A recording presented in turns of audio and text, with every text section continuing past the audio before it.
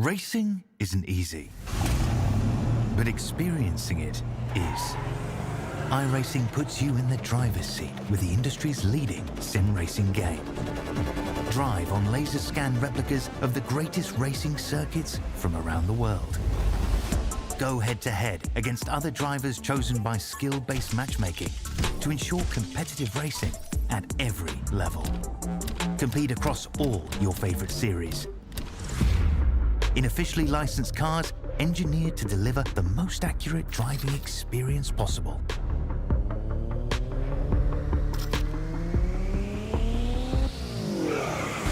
Join a race or host your own with players from across the globe. Race against the computer or in a league with friends. Feel the thrill behind the wheel. Visit iRacing.com.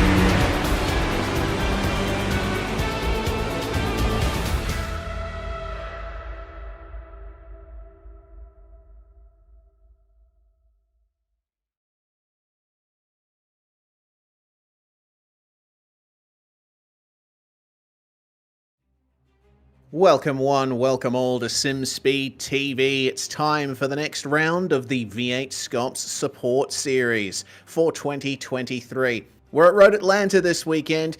We obviously have the big V8 touring cars coming up on Sunday, but first we do have 2-litre Tourers and V8s here at the magnificent Road Atlanta circuit in virtual Braselton, Georgia. Looking forward to a hard and fast night of racing at one of America's best road courses. And to bring it to you all live across YouTube, Facebook, and Kick is myself, Reese Gardner, with Dan Yeaman alongside me in the commentary box, and Jay Kennedy handling production behind the scenes. Well, Dan, we return once more to Road Atlanta, one of my favorite tracks ever, and I don't think many people would disagree with that. No, it's a great track to be at. Obviously, you know it mostly for the Petit Le Mans, if you're internationally speaking, but a circuit that, despite somewhat of a simple layout in parts of the circuit, makes for all in all a spectacular bit of racing just northeast of the city of Atlanta itself, in the town of Braselton. We'll zoom on down here with the Google Earth picture and see the circuit in all its glory here at just under 4.1 kilometers in length for this full course configuration. And well, if I'm going to take that information there right, hasn't seen much, if any, real changes since its opening in 1969, a track that has seen the test of time here, Reese, at this fantastic venue. Yeah, of course. The only two changes to the track, and they were done one at a time in different years. The 10A and 10B chicane there at the end of the lap was introduced, and actually used to be an almost straight run to turn 11, just a couple of sweepers there. Very dangerous section of track, so it makes sense why they put that chicane in. And also around in the turn 8 area, coming out of turn 7, there's a bit of a hump in the track. That hump used to be a lot higher, but it was flattened after a Porsche 911 GT1 took off over that rise in the track. Other than that, the layout of the circuit is exactly the same as it was when it opened in 1969, 1970, and the circuit was only built in a few months. It really has stood the test of time in terms of its layout, in terms of the challenge that it provides to drivers. We are in qualifying at the moment for the 2-litre Tourers TCR cars making their way around the circuit at the moment, and we've got 3 races coming up tonight, each 20 minutes, but race 2 will be a reverse of the results of race 1 for the grid. Only 10 minutes of qualifying as well, so the drivers don't have much time to get their laps on the board. No, it means that, of course, you've got to make sure you know your car, you know your way around this track as well, all in wrapped up in a neat little bow, which is, I think, good to see with the format we've got here tonight to make sure that things are coming thick and fast. And speaking of which, here are the provisional qualifying times as they speak. And Brady Baldwin, a driver in focus here in that number 7 Hyundai Elantra TCR machine, sitting pretty here and up towards the top of the chart, which is something we're being somewhat used to seeing, I think, so far in this 2-litre Tours category, although Brady's had his ups and downs during the races. Reese, what's a bit interesting to me is the teammate ahead of him, Damon Mulqueen, not quite up the front of the timing charts just yet. We'll see here as Brady comes across the line. Yeah, lo and behold, I say the magic words and Damon shall deliver. Looks like he was just getting that car up to speed a little bit more than the others around him here in quali. Yeah, Damon Mulqueen has been dominant in the 2-litre Tourers so far, leads the championship by quite some margin, and he'll be very difficult to beat here, as at just about every other track we've visited. Meanwhile, Autoserve Racing's Joshua King trying to get a time on the board. He, Lindsay Hobbs and Jamie Davis are the only drivers left in the session yet to put a time on the board. Out of turn 7 then, and down the straight over this hump in the track that, as I mentioned, was flattened in the late 90s. Let's see what kind of speed he can get down the straight. Now, the thing with Brady Baldwin, we saw him following Damon Mulqueen. He would have been getting a slight slipstream down this long back stretch, but Josh King does not have that luxury. Does get on the brakes very nicely, and it's a good smooth run through 10A and 10B, flat out through turn 11, and just about flat out through the final corner here in pretty much any car. Let's see what the time is then. 1 minute 32.1 for Josh King. That is 1.5 seconds off the car ahead of him, Alan Geel, in 7th spot, who's on a hot lap himself. So King's got a lot of room for improvement here. He's probably just getting it up to speed, because having driven these cars myself, Dan, and I know you've driven them a bit in the past as well, the tyres actually take a couple of laps to get up to their maximum pace. Oh, they sure do. Trying to get a fast one out of these cars on the first flight, which we just saw. That was actually Josh King's first flying lap in the session. And valid lap in the session. Would have been one heck of a pain in the butt, because the front end just wouldn't want to have turned. As James Foster jumps up into second place in the number 14 machine for Natari Autosport. As we jump on board with your provisional pole sitter in Mulqueen, this will maybe be, as 40 seconds, minute 40 to go. This will be his last attempt at setting a time in qualifying here, because of course with all iRacing heat sessions, this server will hard cut when the time hits 0, and you can see there with 1.5 minutes to go, Damon's only about halfway through this lap, so we'll see if he can improve from here. But yeah, Josh King, he'll have at least one more chance. He's just ahead of Damon, so in fact he actually, no, they're going to get 2 attempts to set a flying lap, and I think he's just had a moment up ahead and actually going to abort, so no better than position 8 for the 91. So focus here on the original pole sitter if he's got anything left to eke out an improvement. That's going to be maybe a bit too much, Reese. Yeah, a bit of oversteer there on the exit. Just caught the grass. Hopefully that works out for Mulqueen. He avoided the off-track. 129.5. It did lose him some time, unfortunately, but he remains on pole. Now, the question is, who's going to be able to finish their lap before the session ends? The 2 Velocitas here of Mason and O'Keefe, they crossed the line to start that lap just as the session ticked over 1 minute 29 to go, so they might just miss out on getting their final laps in by a couple of seconds. James Foster in P2, can he improve? 129.407. It was almost P1. That is just about the closest margin we've had to Damon Mulqueen's pole time all season. Brilliant stuff as we check out once again Mulqueen making his way through the chicane, and yeah, just catching the grass on the exit, the rear end touching the grass, no grip at all, and just let go on him, unfortunately. Well, the session ticks to a close, 0, and those two Velocitas are not going to get across the line to improve their times, which means we can go through the grid for race 1 here at Road Atlanta. Damon Mulqueen in car number 42 is your pole sitter once again. James Foster will start alongside him on the front row. Looks like once again the Hyundai Elantra is the car to have. But Craig Mason making a good case for the Veloster, putting it in 3rd place alongside Brady Baldwin on row 2. Tyson Hanmer is the second Autoserve car. He's going to start alongside Brett O'Keefe there on the 2nd row. And then Alan Geel and Josh King are the last 2 drivers to set times in the session. Jamie Davis is going to line up alongside Lindsay Hobbs on the back row. Of course, we do have Henry King in the session as our race control and safety car driver. So, 10 cars taking to the start here at Road Atlanta. The time will tick down very shortly. Able to get ourselves going for a magnificent 20-minute race.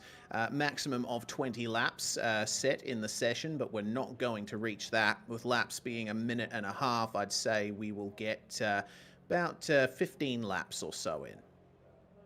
Yeah, that sounds about right here, with lap times sitting on about a 1:30. So just going to wait for the timer to tick down here, as of course that manual safety car of Henry King just going to mean that we will have to see out the clock. It does mean, unfortunately, for Lindsay Hobbs, he is sitting a little bit back from everyone else, but maybe just a little bit of breathing room there to make sure he gets a clean getaway, because no driver aids permitted at all as per Oceanic's sim racing standards, which means that if you make a mistake and you stall the car out here on the grid, that'll mean, going all of nowhere. When we put the foot down, as there we go, everyone's on the grid now, just waiting on the final couple of seconds race, and then it's time to get the racing action underway here at Road Atlanta tonight. Revs rise. Let's see who gets the standing start down properly. Difficult to get off the line, these cars. Green flag flies and we are away. That's a very good start from Damon Mulqueen and Brady Baldwin, but it looks like the second phase of the start, Baldwin losing out a bit. He is having to face off against Tyson Hanmer and Brett O'Keefe. They're going to go 3 wide into turn 1, and Hanmer tries around the outside of Baldwin but doesn't get it. Mulqueen, though, with the advantage. Mason getting up into 2nd. He's past James Foster on the way into turn 1, and they make their way through the very difficult S's for the first time here. Here we go. Cold tyres, understeer, going to be a plenty here, and the curbs are not going to be your friends necessarily as they wind their way down, but so far so good. Single file as well, as everyone gets into an orderly queue. And then here at the bottom of the hill, a couple of cars struggling, but we go on board with James Foster here, 3rd place currently, but challenged by Brady Baldwin outside turn number, there's 5 as a crisscross there, and almost glides through the back bumper there, but not able to get up the inside here for the run onto the back straight here for the first time. But in good position to set up for a pass at the end of the straight. Slipstream will be helping him as much as Foster, though, will be getting a little bit off of the back bumper there of Mason as they work their way down this back straight for the opening time. 2 pairs of 2 at the front here, with the rest of the cars lined up single file behind. Yeah, and it looks to me like Mason actually giving Damon Mulqueen a proper challenge here. Baldwin tries up the inside of Foster. Mason unsuccessful in getting past Mulqueen this time, but if he can keep up the pace, we're going to have a heck of a battle on our hands. Look at this battle further back though. Oh dearie me, that's Jamie Davis who's gone off the circuit. He's got damage to the front left of the car there. Looks like he might have clouded the car under the bridge. He sure did. Unfortunately, that will be his opening race done. Mechanical black flag flashes up in due process, and just like I was saying, with no driver aids permitted, there's no fast repairs given by OSR for their races either, so that will be the number 92 almost certainly done for this first race. There are still 2 more to come, of course, so you should see Davis back out there again. As goodness me, Craig Mason's working the wheel something fierce, and the rear end does not like it here. On this second lap, he drops off the back of Mulqueen, and now Foster and Baldwin both will take full advantage here as they look for the inside. Shots race as they're going to go single file again. Oh, goodness, yeah, Mason got it all kinds of crossed up at the bottom of the S's there, didn't he? He has lost a bulk amount of time to Damon Mulqueen, and he'll be facing that pressure from the 2 Velocitas behind. We did say, yes, there are no driving aids in that auto start is not permitted, but these cars do have anti-lock brakes in them by default, and the drivers are allowed to use that. Of course, it's pretty much essential in a TCR car to have the ABS active. Otherwise, it's very difficult to get these cars slowed down without locking up.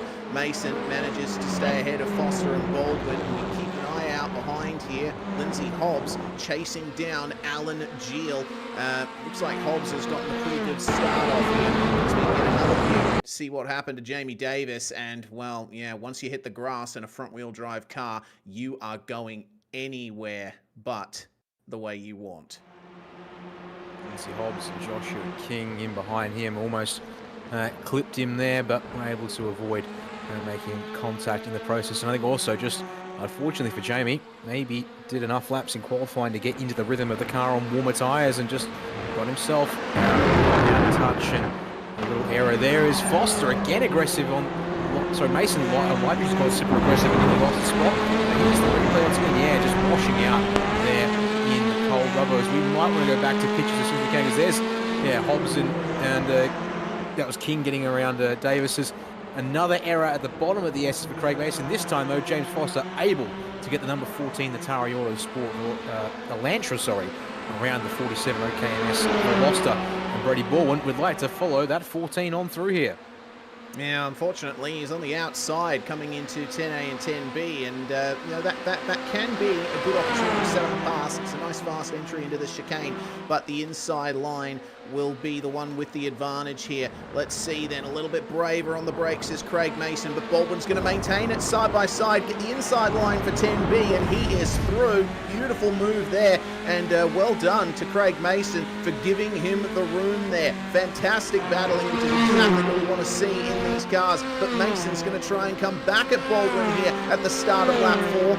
Will it be an outbraking maneuver into turn 1? Sticks it up the inside. Baldwin struggling to keep it straight through there, but he just holds on. Good respect given by both drivers there. Mason could have maybe challenged a little harder down at 10A, 10B, and could have challenged a bit more there at turn 1, but opted not to get too aggressive. Look at the replay, you see Mason once again just really coming unstuck over the curb at the bottom of the S's, and then it was basically done there as Foster able to swing around the outside on the third line into, I think it's turn 5, if not 6. Here. The corner numbers at Road Atlanta are a bit of a mystery because, once again, American Marshal posts do make for a mess of things. It's turn 6 now once you're at the end of the straight right, but yeah, turn 5 officially at the bottom of the S's despite the number of lefts and rights that precede it, which probably do deserve a number, but nevertheless, that's another debate for another time. Indeed, and it's a debate that I would hope that we would win with our more conventional corner naming conventions elsewhere in the world. Either way, Craig Mason still trying to challenge Baldwin here for third spot, and a little bit more of a direct line to the inside of the chicane should result in a slightly straighter exit on the way out. Doesn't look like he'll have the run to really get it done at turn 1. Baldwin narrow on the entry to the last corner there. They'll be working the front tyres a little bit harder, and considering that there's no pit stops required in these races, I mean, the tyres do last a bit on these TCR cars, but you want to avoid overheating the fronts as much as possible, because if it washes out towards the end of the race, you will be in trouble, and Baldwin, I think, already dealing with some of that. Yeah, I mean, it's a good point to make. It's been a while since I've driven one of these cars, so past experience may not indicate future performance per se, and also the ever-changing physics simulation and car updates to this to the iRacing platform in general. Is a moment there for Baldwin at the bottom of the S's. He then goes to defend momentarily into turn 6 here, but doesn't need to commit to the defense and gets back over on the racing line. But Mason looks a little more composed now in behind Baldwin, I'd say, Reese, and that might just make all the difference in the next couple of laps. And yeah, while the tyres should hang on, I think you've got a fair point that if you get a little sloppy with your defense or attack, and we've seen it from Craig so far in the back end of the Veloster, but particularly the fronts, if Brady overworks the front end of the car, that even after 20 minutes, that could hurt. But prime chance coming up here into 10A for Mason to get return serve. Pulls out of the draft, coming up alongside on the brakes, but he's not there. Going to have to tuck back in for a better exit as Baldwin able to stay strong on the brakes and hold the spot off through 10B. Yeah, Synergy Sim Racing have been putting a lot of effort into their practice and car setups recently across all kinds of disciplines. They've been having a really good run on the dirt side of things recently in the ODSE 360 Power Series. As we check out Craig Mason here. Hello. Oh, no. Oh, no, there's the contact. But they both just managed to save it. Unfortunately, Brady Baldwin off the circuit. I think he managed to just avoid the wall, though. That's a real shame. The racing between those two was nice and clean up to that point, but I think maybe just pushing a little bit too hard there into the first. And actually, if we check out a replay of that eventually, we'll be able to see that Mason actually went a little too tight into the first corner here. He caught the grass on the inside and lost grip at the front. That's what sent him into Baldwin. And unfortunately for Brady, on the brakes, yeah, tap in the right rear corner. Steering was straight when I just checked with him heading down the S's in the moments that the car actually could put the steering straight down the S's, mind you. So I think he might have gotten away with it here. Biggest downside is now that he's in a pocket of clean air back in 8th place. Mason has gathered that back up into 5th. In the meantime, it has promoted Tyson Hanma to the final spot on the podium, decked out in his new team colours here, Reese, formerly long-time driver with AutoServe Racing, but in the past couple of weeks departing the team and then joining the Vermilion Motorsports family to represent them and putting in a pretty decent start here in this new lick of paint for his number 18 Hyundai Elantra. Now with a clean start up to 3rd. Yes, indeed. He's managed to keep it clean. He's taken advantage of everyone around him. I do apologise for getting his team name wrong on the grid readout. Either way, it seems that he's doing an all right job of holding up against Brett O'Keefe, who's now found his way into 4th spot. As just behind them, I saw Mason going off the circuit again. He had to take to the escape road coming out of turn 3. He's having a lot of trouble keeping that Veloster stable on a race run, and he's actually got a slowdown penalty as well. So this might give half a chance to Alan Geel and Lindsay Hobbs to make up places. Yeah, been being told and can see for myself, he's only just cleared the slowdown into turn 6. Now, critically, that does mean he's now good to put the hammer down this back straightaway because it would be the worst possible thing to need to clear it. We're going to see here why he's got the slowdown. Yeah, just doesn't get the car to flick back to the right as he tried to really swing it and then immediately aborted any attempt to make the apex of turn 3 race and just cut across that alternate chicane as we go back to live pitches. And Brett O'Keefe, the other of the OKMS KRF cars, now really putting pressure on Hanma at the end of the back straightaway. That Veloster is looking a lot more hooked up and is willing to get into the corners. In saying that, not quite as strong through 10A, 10B, maybe a little more aggression, a little bit of extra rotation found for the 18 Vermilion Motorsports car. They continue on this battle for that final podium spot, and just like that, we're already over halfway into this opening race of 3 to 9. Indeed. I mean, you just look at the attitude of these two cars. Hanma's rear end is a lot looser than O'Keefe's is. You see it at just about every corner, and that's exactly what you want in a car like this to a certain extent. These cars are front-wheel drive, so they are very understeery on throttle. You basically got to turn the car on entry. Make sure that you almost back the car into the corner to get a straight run out. Let's look at it on the slow-mo, though. Maybe a little bit too much play in the rear end there for Hanma, and that little bit of gravel on the racetrack at 10A certainly wouldn't be helping. All about the exit, though, and if you can get the exit straight, you've got it sorted. Looks like Hanma's got it this time as we check out the Honda Civic of Alan Geel. He's starting to come under attack from Lindsay Hobbs's Veloster, and we see Brady Baldwin behind them. He's managed to continue after his incident with Craig Mason, but he's fallen off the wagon a little bit. He is out of slipstream range of the cars ahead. Flicking a bit further forward to BJ O'Keefe as he tries his best to get past Hanma once more. Nothing doing in 10A and 10B, but a little bit more of a direct line through the corners there that time for O'Keefe. Could he get a slipstream into turn 1? Certainly close enough to be in the slipstream at this point, well and truly. You'll see just the top of your screen, James Foster going 29.4, best lap of the race by a 10.5 versus Damon Mulqueen. So he's keeping your pole sitter honest here, is Foster, but going to have to overcome a 1.5 second deficit as we watch this 3rd place fight carry on. You can see both drivers really aggressive there at the turn 3 apex, but no incident points accrued. Well, sorry, not into slowdowns accrued. I can see, though, that some drivers are beginning to rack up incident points. Looks like I've been given some... yes, I've been given some extra permission, so I'm actually allowed to see those things. So I can tell you there's a couple of drivers out there definitely working the curbs, and a little bit extra here at the moment, Reese. I have to keep that in check and not get too crazy. Although so far, so good for everyone. Yeah, I believe it's 17 incidents. 20. 20, my apologies. 20 that you're allowed before you get an automatic drive-through. And the majority of those off-track points will be picked up at the apex of turn 3. You don't get a slowdown for cutting them inside of it, but you do get an off-track. It's very easy to cut. Blind entry. Lindsay Hobbs on the back of Alan G will be able to get the move done into 10A and 10B. Looks like Gio is sticking it middle of the road. He's forcing Hobbs to try the outside line. That's where the rubber is, so Hobbs makes up a little bit more on the way into the corner. Gio, though, almost getting off the curb there, and Hobbs getting a much better exit up the inside over the top of the hill, and he is through in turn 12. Brilliant stuff there. Lindsay Hobbs now up into 6th. That is how you get a move done in a car like this.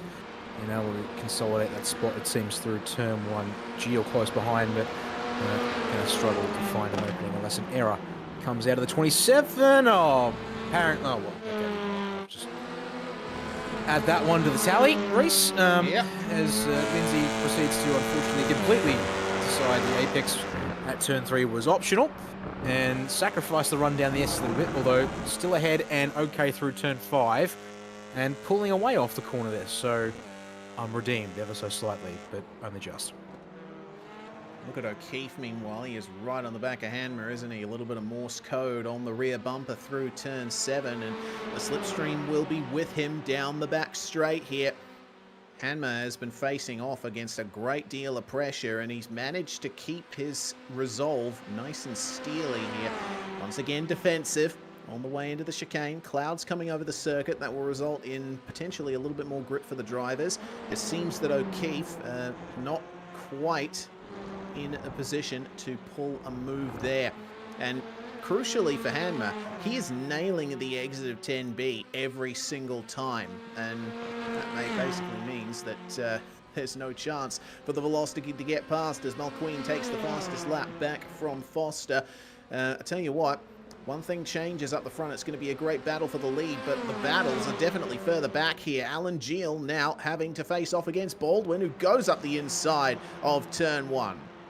Narrow entry into the corner where you want to be able to throw that in from the outside, but nevertheless, Baldwin able to get up there under brakes and take the place back. That puts him up into 7th and now has 6th on the cards with just over 4 minutes to go in this one here. And then another 40 minutes of racing still to come across 2 races for our 2-litre Tourers drivers. As we have a look here at the gap between your top 2, 1.8 seconds up to 1.9 for a moment there as we head down the back straight away once again here, the 11th time in this race.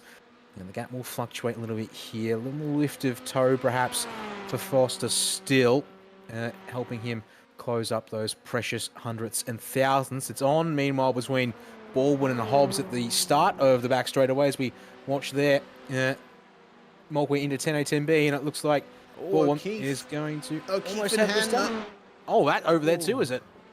Yeah, oh goodness, it was almost done between those two. Here comes Baldwin, meanwhile, and that is a nice move around the outside of 10A. Can Hobbs come back at him? No. Baldwin parks it on the apex and stymies the run for the number 27. Sorry to take your attention away from this battle. It looked like third was up for grabs there. And, I mean, I guess technically it still is, as that's some big curb usage from Tyson.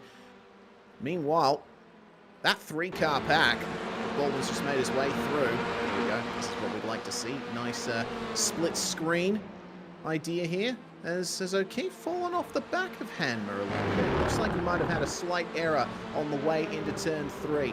Man, these guys are fighting hard.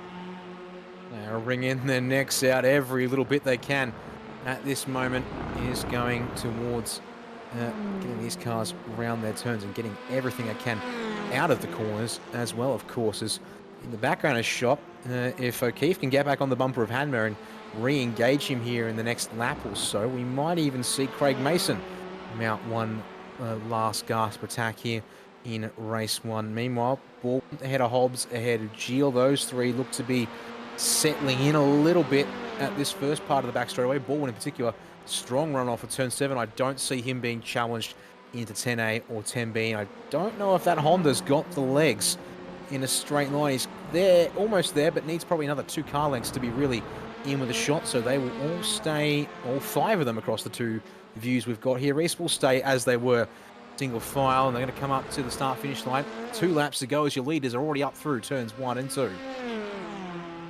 All right, here is the battle for third once more. It looks like Hanmer's gotten that slight advantage he needs over Brett O'Keefe. And a little bit more of a direct line coming up to turn 3. You see the difference in lines there. It basically means that O'Keefe is just losing tiny little bits of time to Hanmer over the course of those turns. And I think if Hanmer can hold on to this, then he will have third in the bag. There doesn't seem to be much that O'Keefe can do to get up to the back of the 18 now. Craig Mason, meanwhile, well, he took 5/10 out of Brett O'Keefe that time around, probably closer to 4/10. So, as you say, Dan, that challenge is on now for Mason to try and get back on the podium. But will he have enough time to do it? Yeah, so it's going to have to be an error from Hanmer that gives O'Keefe a chance to properly go at it. And then you're probably looking at one final lunge here at 10A or 10B is the way I see Mason having a chance at it. As it stands, he's just inside of 2 seconds of Hanmer, 2 cars ahead. That's what's standing between him and a potential podium finish here in race 1. Speaking of Hanmer, a little loose through 10A, 10B, but down the bottom of the hill, Barney holds the white flag, and Mulqueen and Foster will see it by. Here comes Hanmer, O'Keefe, and then Mason. And it looks like then Mason's a little slower in the end of the lap. And yeah, it's a gap between the two at the front of the train. As somewhat stable as, oh, look at that there from O'Keefe. That really backing it in early to the corner. Although that is what you need in these cars. It's going to be Gio looking to the inside of Hobbs at turn 1 to start this final lap further on back in the pack. Not quite there though. Hobbs will hang it on around the outside. Yep, and it's hard to make a pass into turn 3 in these cars. Parks it on the apex, does Lindsay Hobbs. But there will be a few more chances for Gilles to make his way past and continue repping the Hondas here. He's the only Honda in the field, so he's got a lot to think about here as Hanmer weaving to try and keep Brett O'Keefe behind. And that was within the rules. Wasn't changing lines in the braking zone.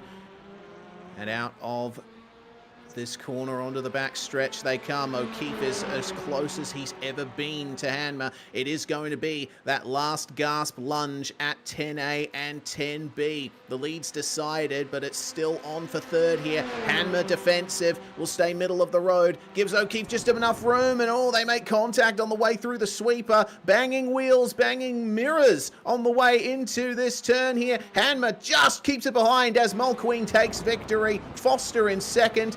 It looks like Hanmer will just hold on to it there, gets the advantage. Gilles not able to get by Hobbs, unfortunately.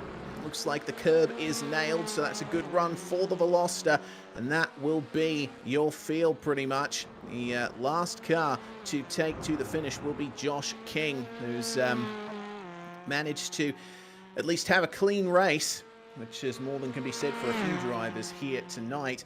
Across the line he will come, and that is our 9 finishers there from race 1. As we make our way through to the second race here, it is a full field invert. Mulqueen, Foster, Hanmer are your podium. O'Keefe and Mason round out the top 5. Then it's Baldwin, Hobbs, Gilles and King. Jamie Davis, our only retirement. But a bit of a turnaround for Jamie Davis thanks to the invert. He has got pole position for race 2. He does, a second lease on life here to hopefully have a better start to this one. And the pole position will, of course, be technically held by the safety car of Henry King. So your pole sitter will be on the outside heading into turn 1, actually, Reese, because that grid position, pole position is on the inside. So it does flip things around here, but the grid positions are staggered. So King out of what will be actually second, and then Geel technically third, Hobbs 4, Baldwin 5, and then from there, Mason, O'Keefe, Hanna, Foster, and Mulqueen. And indeed, 1 minute grid time means that they're revving their engines for race 2 to get this one underway here. And it looks like clean start, but Hobbs slow in the middle of the pack is going to get swallowed up quickly. And it looks like Alan Geel, fastest launch of all the cars here at the front of the pack, will lead the field to turn 1 as the auto-serve cars go side by side in behind. Yeah, good start from Brady Baldwin as well. He just managed to keep Brett O'Keefe behind him, and O'Keefe goes off the circuit on the exit of turn 1. That is a massive loss of time that you do not want in these cars. Look at the fight, though. Oh, my goodness me. Jamie Davis taking the lead back from Alan Geel there into turn 3. Fantastic stuff.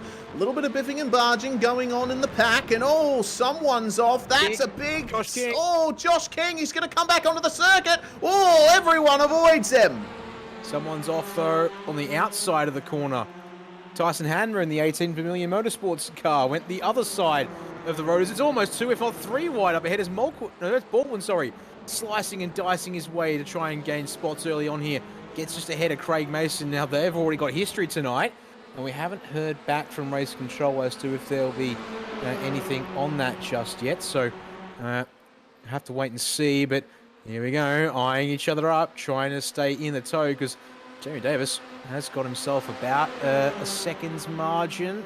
Yeah, right on a second, but they are getting the tow off of him now as they all work down to 10-10. You can see Mulqueen looking to the inside on Lindsay Hobbs as Mason gets past Baldwin, but Geel in front runs wide, checks everyone up on the exit of 10B. Watch out for the grass. Baldwin's in the dirt, and then rejoins. Oh, Foster clips him as well here, but everyone's still going in the right direction, at least here, Reese, but it's a absolute pandemonium start to this second race here. The invert delivering, I guess, in terms of action factor here. Yeah, this is absolute chaos that we're seeing at the moment. Geel trying to hold the outside of turn 1, but Lindsay Hobbs gets through on him. Jamie Foster having to deal with the synergy pair of Baldwin and Mulqueen, who haven't made much forward momentum. Baldwin did try his best on that first lap, but that off at the end of lap 1 put paid to that. And oh, don't make a move there. Goodness me. Oh, it's a bit too deep. Bit too deep there for James Foster. Oh, no. Oh, my goodness. Oh, dear. It's happened again for Craig Mason. That's big damage. He might be out. Yeah, that car's not getting back to pit lane, I don't think. Drive shafts and front end broken up. Brett O'Keefe's also lost spots there on that lap. But, yeah. All right, so tow requested. Safety car called as Craig Mason cannot go back to the pits. So that's going to reset things for a little bit here. And we will be able to dissect that incident. Yeah, but I think... okay, so the car is still... I'm just going to get the car completely off the circuit, but yeah, there's no way that car's going to make it around the turns, and the engine's gone to some degree as well. So, yeah, no way that Craig Mason was getting anywhere. But towed back to the pits. And unfortunately, Reese, we saw this in race 1. The 47 in particular of the OKMS cars struggling there to get the right line through the S's this time. Fires it way off and then bouncing off the tyre bundles on the left side of the road there. And now, crucially for everyone, safety car, yeah, rebunches the field, take a moment, reset your focus and go again. But now we're talking about cars that really could do with the tyres staying warm, and they now have to slow down, tyres will cool off, and we're going to have to go through that warm-up process once again. Yeah, we will. Here's the on-board here for Craig Mason, just catching the curb, and that swung the rear end out, and the front end just plowed. There's a passenger there, and well done to everyone else for avoiding that. Fortunately for Mason, there was a gap that he could fly through there on his way to the concrete and tyre bundles. But that is a disaster for Craig Mason here in race 2. Could have been on the podium in race 1, got a top 5 for his troubles, and that was a good result for him, all things considered. But he will retire from race 2 here, as he's been given permission to get back to the pits. As we see once again lap 1 from Josh King. Oh, this was lucky. He just managed to pull it up in time for everyone to go around him on that conveniently wide curb. And if we get maybe a quick... Well, we'll go back to live pictures here, but I think other thing there was Tyson Hammer doing basically the opposite of Josh King. King having to spear up the inside of turn 5. Hammer firing it way off into the gravel here. Well, with Mason coming back to the pits as we speak, Race Control have given us the green flag, so we will go back green at the end. And just, yeah, cold tyres for Hanman, not on the line. Oh. Just brushes the wall there, but pretty square on hit. So I do believe he'll have gotten away with that one without too much of an effect. The race restart is now in the hands of Jamie Davis as they head into 10A, 10B. We'll see when he chooses to go. Gonna try and line up something maybe here off of 10B. Thought about it, but then opted not to, I think. Perhaps Reese is going to wait over the crest, keeping the field bunched up as long as he can. Down the hill here at technically turn 11, he will put the foot down as we get this race back underway with 6 minutes or thereabouts done, and the field compressed. Time to go once again. It's the auto serve actually with a complete sandwich on the field here with Davis up front, unfortunately for Josh King at the back of those still in this race. Yep, in the midst of all of that chaos, Baldwin managed to get back up to 3rd spot, so look out for him to start making moves here on Hobbs and Davis.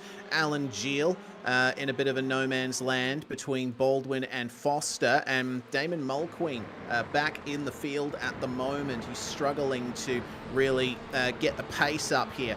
Meanwhile, Baldwin getting a great exit out of turn 5. He's going to try up the inside of Lindsay Hobbs here into turn 6. And will he get it done? Tiny bit of contact. They just tapped each other.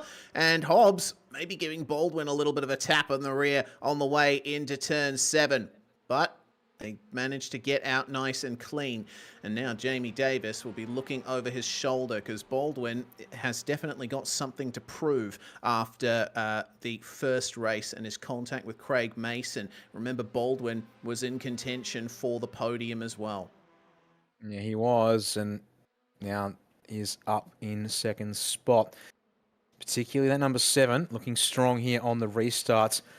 Hobbs, in that case, they're back at 6 and 7, I think, trying to maybe just contest around the outside, but front-wheel drive car and cold tyres to boot, that was always going to be one heck of a difficult ask, and as a result, has lost the momentum.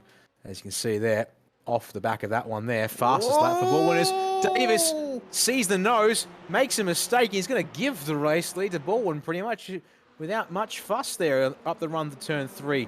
Small little error, and now the rear end of that 92 is going to be superheated here, and it's going to hurt and bunch the entire field up behind him as he tries to hang on to that car and maintain some semblance of pace here. That was a big drift through the first turn for Jamie Davis. We might be able to get a replay of it once things calm down here. But, man, he really well held, I think, to avoid going into the grass. Meanwhile, there's James Foster trying up the inside of Alan Geel, but Alan's like, no thank you, I'm going to stay ahead. Foster then has to turn his attention behind him because Mulqueen is trying to get past him in that Synergy Veloster. So here is what happened to Jamie Davis. It was a normal looking entry into turn 1, but I think he just outbraked himself and lost the rear off the racing line. So that's what allowed Baldwin past him in the end. And, well, Baldwin's gap might just increase here if Davis cannot get into a good medium of pace here. Everyone's still very bunched up here at the end of the first lap after this safety car period. Yeah, Davis has gotten some time back thanks to slipstream down that long back straightaway. So I think for now, at least, the number 92 machine has regathered some momentum and is looking to get back in a nice little rhythm.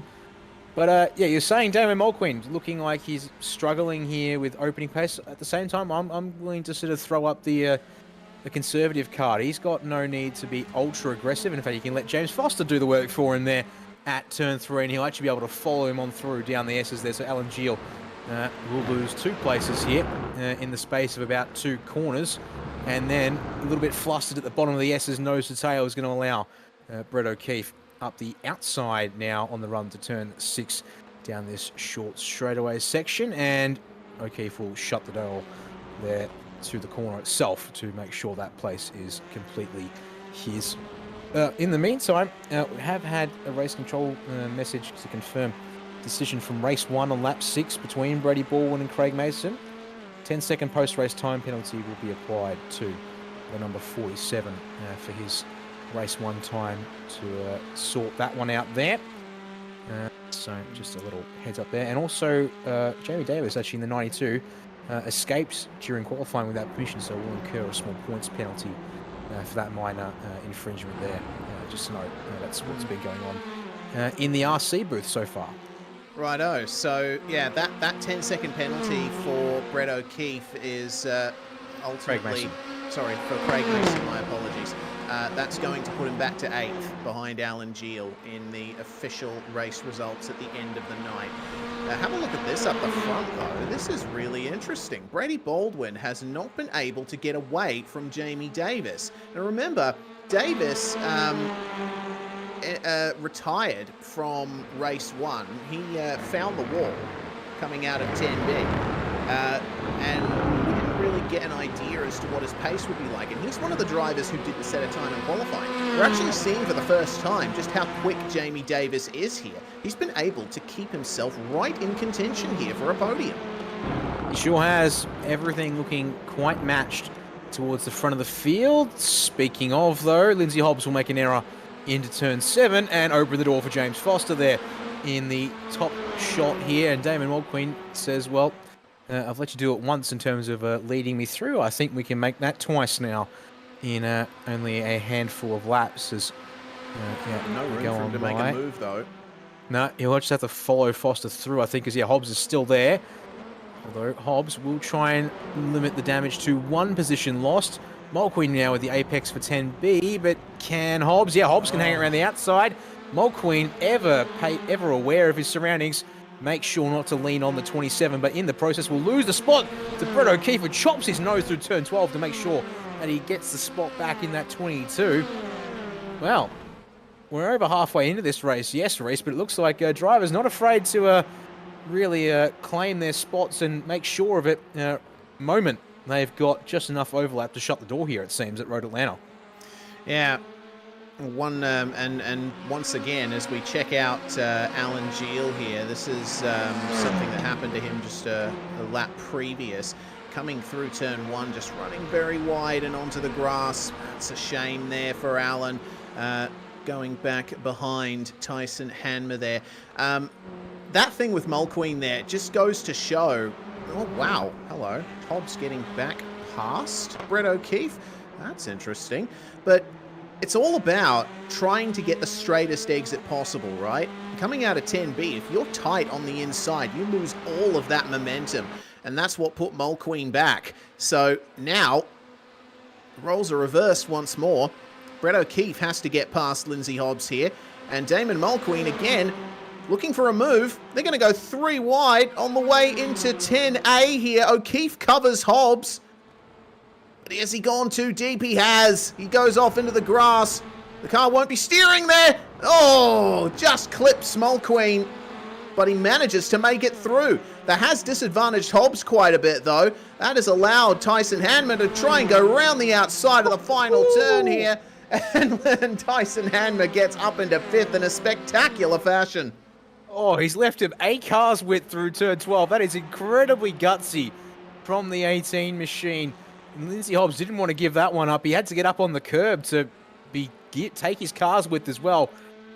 I mean, if there was ever pixel-perfect car positioning when you're taking a freebie, trying to take a freebie, I should say, at turn 12. Have a look at this here on the replay. Yeah, so O'Keefe, yeah, bang, clips Mulqueen, who thankfully gets away with that. Must have got him in the door, I think, as then O'Keefe's trying to get back up to speed. And then we can just flick forward here.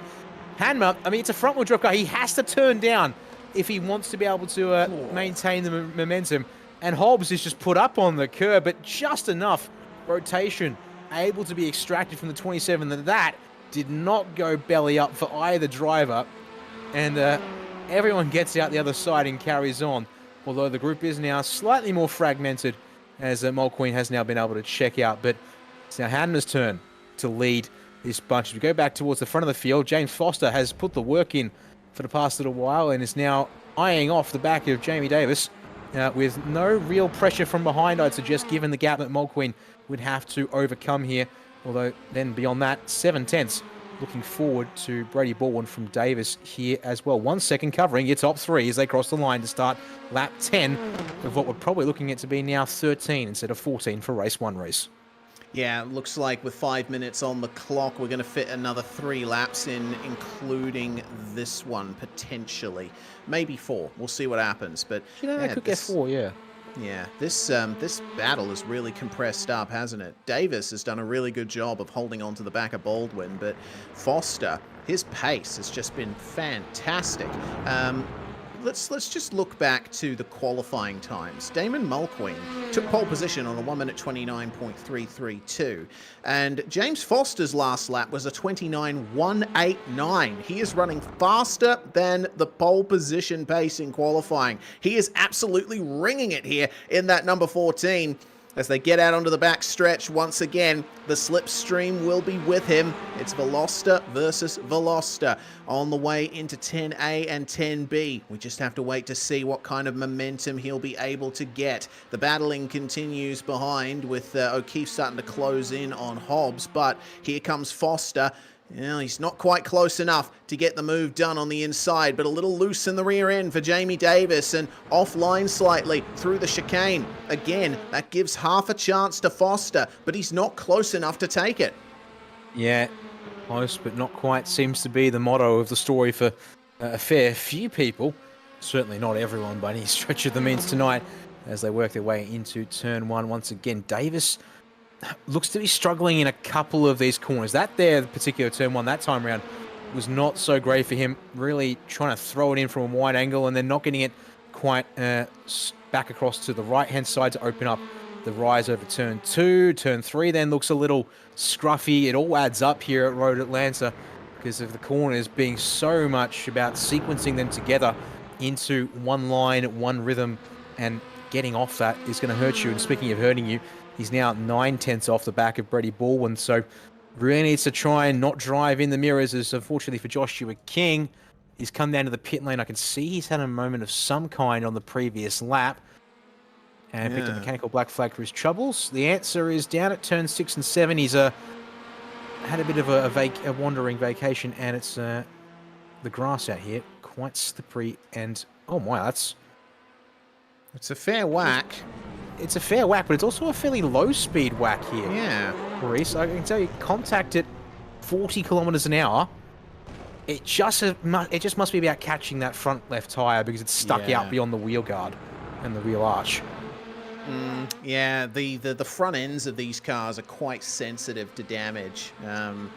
Touring car racing is all about being close and, leaning on your opponent if you have to, but you've got to be careful with the front wheels here. They hit the wall at the wrong angle, and that is your race done. And looks like, unfortunately, that is the case for our number 91 of Joshua King. Jamie Davis still out here, though, and trying his best to keep his second place in the wheelhouse and keep James Foster in his mirrors, but that's not going to help.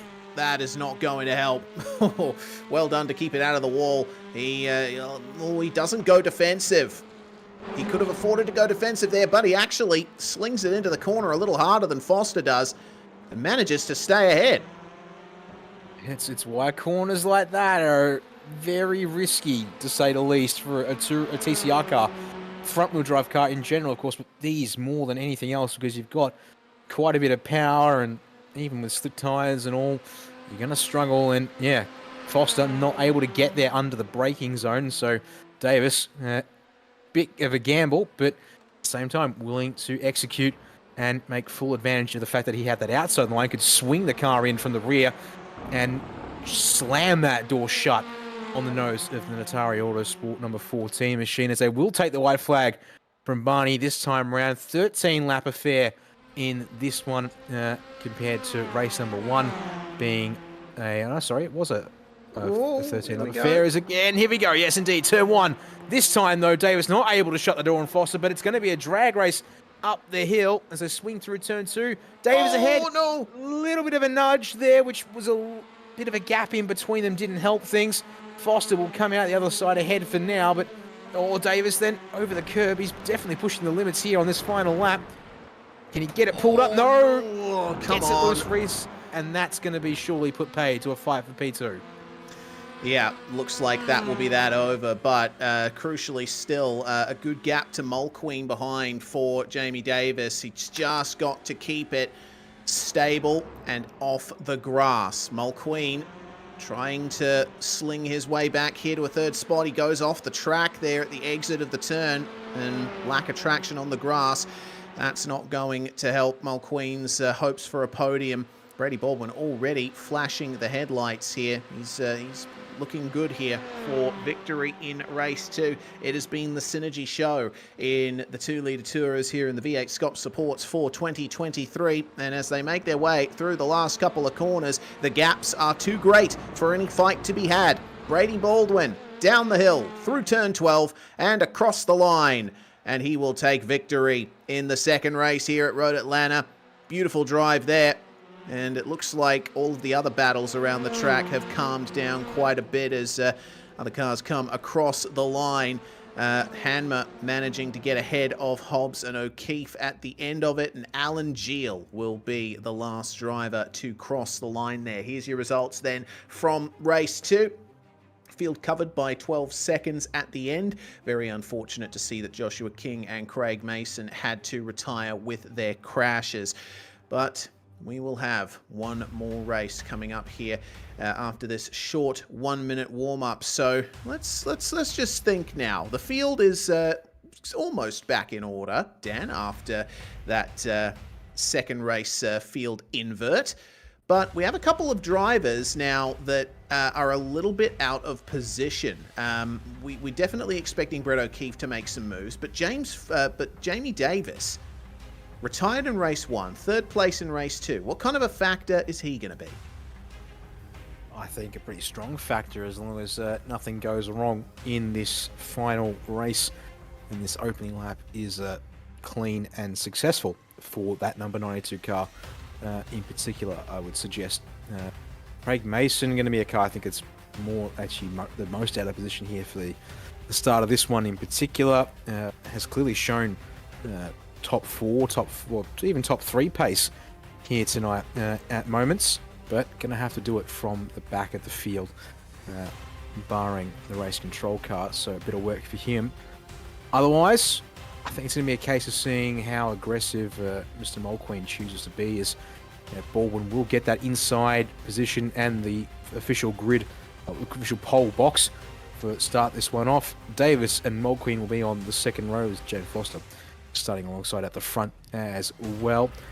Hanma and Hobbs on your third row. O'Keefe and Geel out of 7th and 8th, with Josh King and Craig Mason to round out our drivers in the 2-litre Tourers with this final 20-minute sprint as we just wait for the last time in a run out here with about 15 seconds to go. And it looks like we also need Lindsay Hobbs and Josh King and Craig Mason to take their places, and then we shall be off for this final race of 3. For these guys, at least, we've still got plenty of action coming up later on. But Revs rise one final time. Can Mulqueen make his way forward from 4th? Can Foster get himself a race win here tonight? Perhaps can Baldwin maybe go 2 out of 3 here as we get the green flag race, and it looks like it's going to be a good initial but a better second phase. Foster might just take the lead around the outside into turn number 1, but Mulqueen's looking all the way around the outside to at least threaten, but no. And Baldwin's in deep. Almost runs Foster off the road, and then contact between Mulqueen and Davis side by side up the hill. Hearing more contact at the very front here as they head for turn 3. Baldwin with the inside for turn 3. He gets the lead over James Foster. Mulqueen up into 3rd spot. Already making his way past Jamie Davis there. Hanma and O'Keefe battling behind. It's a 3-way fight between Geel, Hobbs and Mason for 7th place. Oh my goodness, that's huge. Oh no! Right back onto the circuit. Okay. That somehow missed everyone. It's like that tire bundle was made out of the repulsion gel from Portal 2. Jesus Christ. Yeah, it's not what we like to see. And unfortunately for Jamie Davis, that will now be 2 retirements from 3 races here this evening. The car is basically where Craig Mason's ended up as well. Sorry, it's the other side of the road from where Craig Mason's car ended up. As a safety car will be called once again, which will neutralise that little battle there between Geel, Hobbs, and O'Keefe, I think that is. Yes, it is O'Keefe. So but yeah, just runs it in too hot. It goes over the curve, and then yeah, so already broken the front right. So the car is done already, and then it's not a good look when the car fires across the road at speed like that. By miracle, almost, Reese, we avoid anyone else, unfortunately, collecting him there. As these guys here, I think actually have to sort themselves out in terms of where they were when the yellow was called, because they were almost side by side, a couple of them on the back stretch. Yeah, so, yeah, you see there, that's where it went wrong for Davis. It looked like he was just on the brakes too late coming into turn 5. And, yeah, well, Mulqueen filling his view. There really wasn't much he could do there. You missed the apex of turn 5. You're on a charted course to the gravel trap. And once you're out there, absolutely no grip.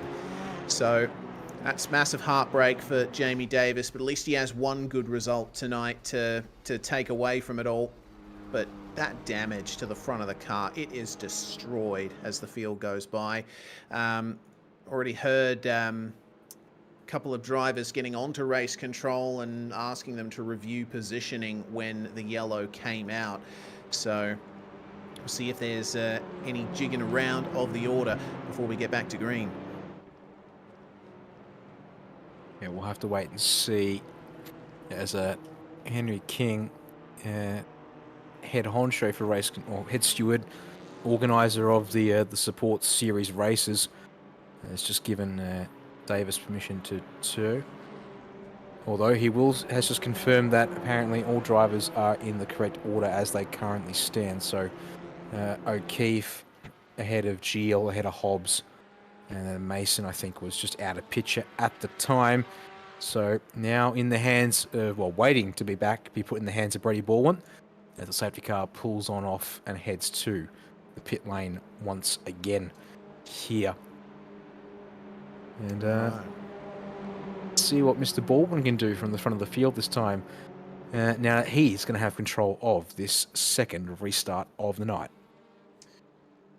Yes, the field falls under the control of Brady Baldwin as they make their way down to the bottom of the hill to 10A and 10B.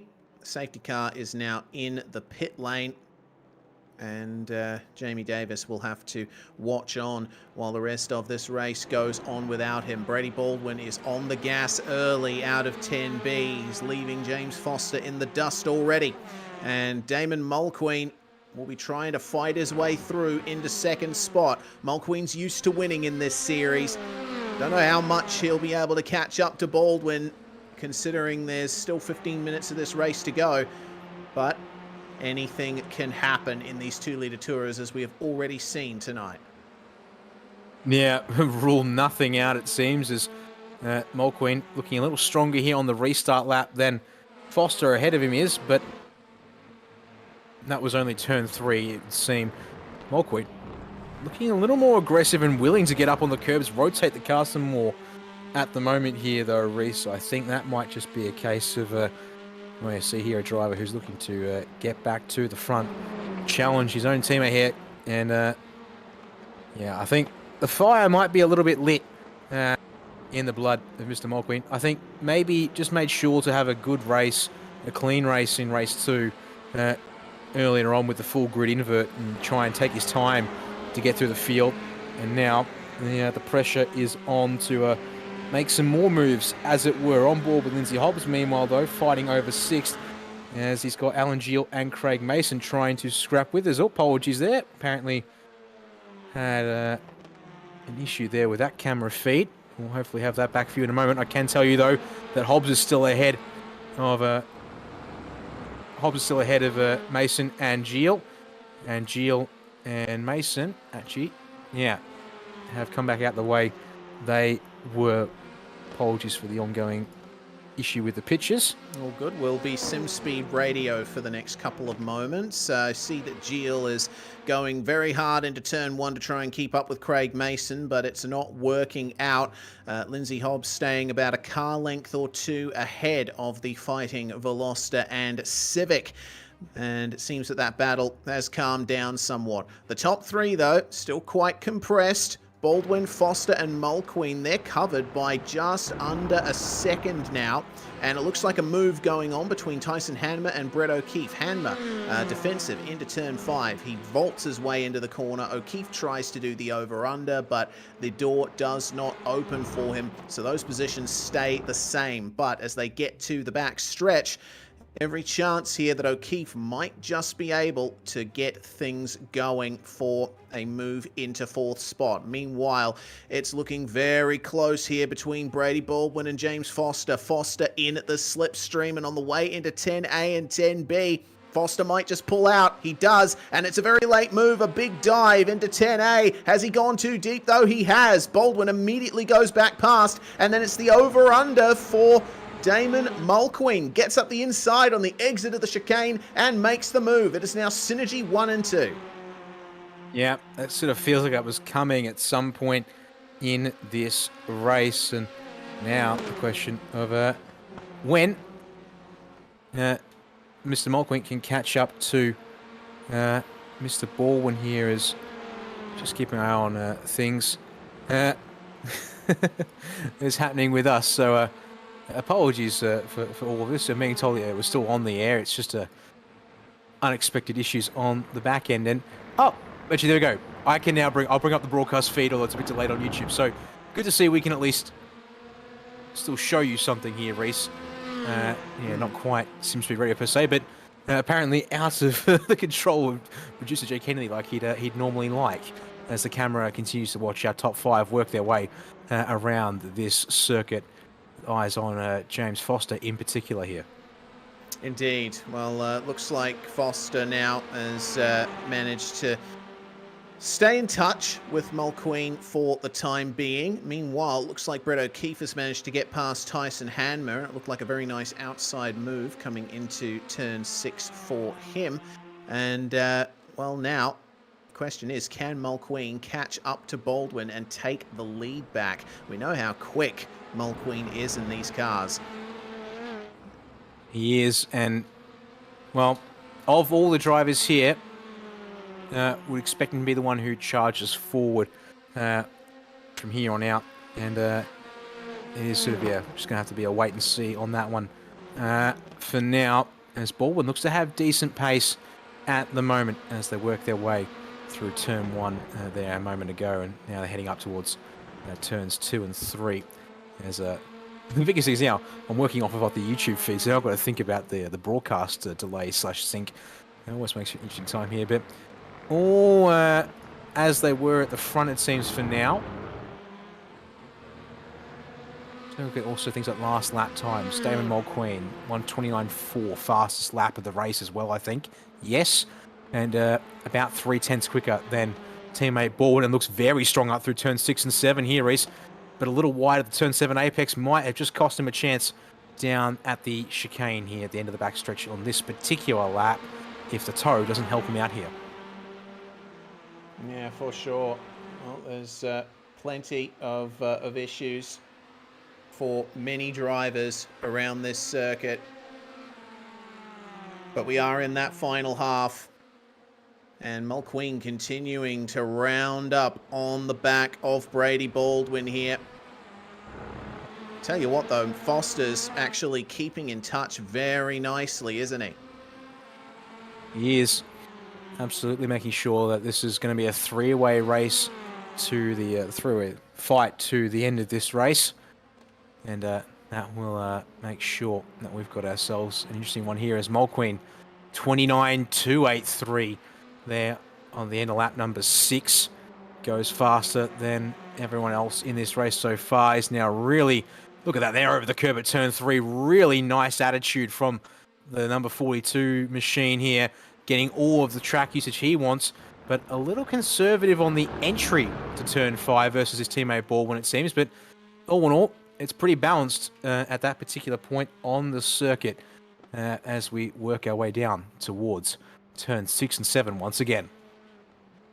Yeah, well, conservative entry into turn 5 often works out well. I mean, we've seen just how disastrous it can be to go too deep into turn 5.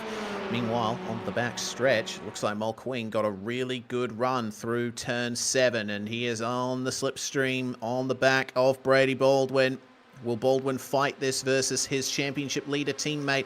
Doesn't look like it. He's going to leave the inside open here, and Mulqueen goes for the dive up the inside and is clear by the time they get to the corner, and it actually looks like he's managed to pull it up too. Meanwhile, Baldwin going a bit wide through 10B opens the door to James Foster. Here we go then, side by side through turn 12. Foster gets into second, and this is a fantastic fight for the win here. Closest the lead has been for a while. Foster fancies a look at Mulqueen as well, but just can't do it. He's not quite there, but certainly tries to get Mulqueen rattled, but going to take a bit more to rattle Mulqueen, I think. Then a little show into turn 1 there.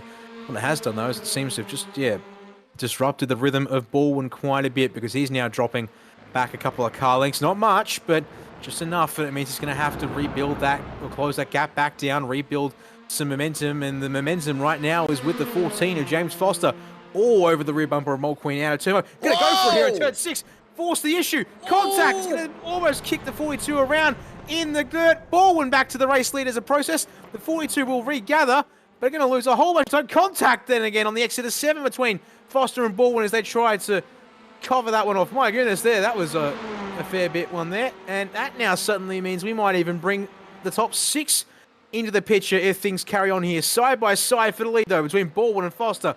No one's giving up here into 10A. Looks like our production feed is back. Hooray! Well, just in time too, because a little bit of contact in the braking zone. James Foster keeps the lead from Brady Baldwin, though not without a bit of biff and barge. Race control has been alerted by Damon Mulqueen to that incident, and we'll see how long this lasts here for James Foster as they come around to end lap 8. Just 6 minutes and 40 seconds to go in this race. This is looking fantastic as things come to a close. Brett O'Keefe leading the charge here, and everyone outside the podium positions. Will he be able to catch up to Mulqueen? I would say that Damon will waste no time getting back up to the back of the top 2. I mean, he will obviously have Baldwin there looking to scrap with Foster, even if it's for Brady's own personal achievements and merits here tonight on the road, more so than helping out Damon. It just happens to be a very direct side effect of that course of it. No, not that. Yeah, course of action. Yeah, words. But course of action was the phrase I was looking for in particular there, and somehow I just forgot exactly the word cause was the one that I was.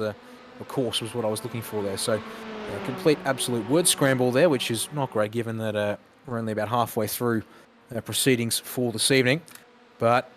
Once again, less than a second covering your top 3. Baldwin's got a very good slipstream.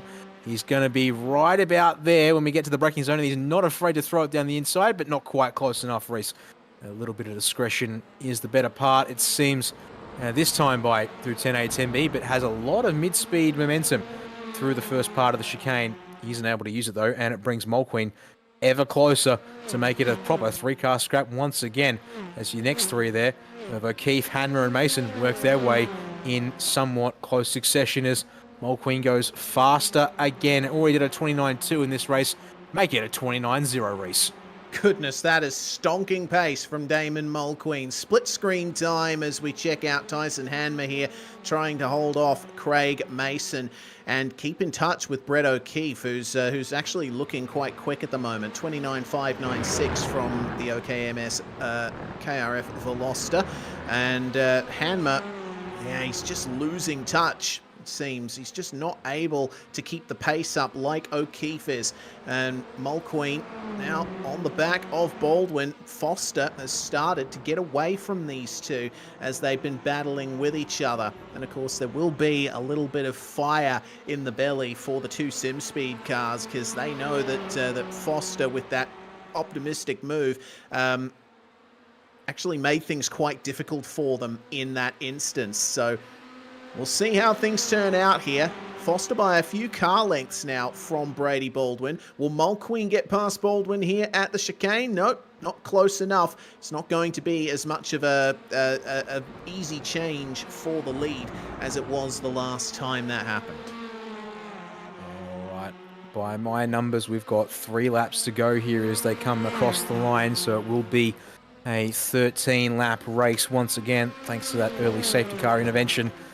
And gaps looking reasonably steady, but yeah, once again, Baldwin on that last lap in particular, a little flustered and didn't quite have the rhythm he needed to really challenge Foster's going to have to get right back into it here as the laps tick down and the chances to make a move die out, especially since he's got that 4/10 margin that he needs to overcome. Not much, but just enough to keep Foster a little bit comfortable here as they work their way down the S's and onto this little short run to turn 6 once again.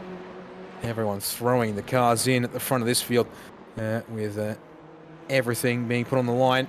That time, though, Baldwin a little wide of the apex. Reese going to be vulnerable to Mulqueen more so than putting the pressure on Foster at this initial part of the backstretch, it would seem.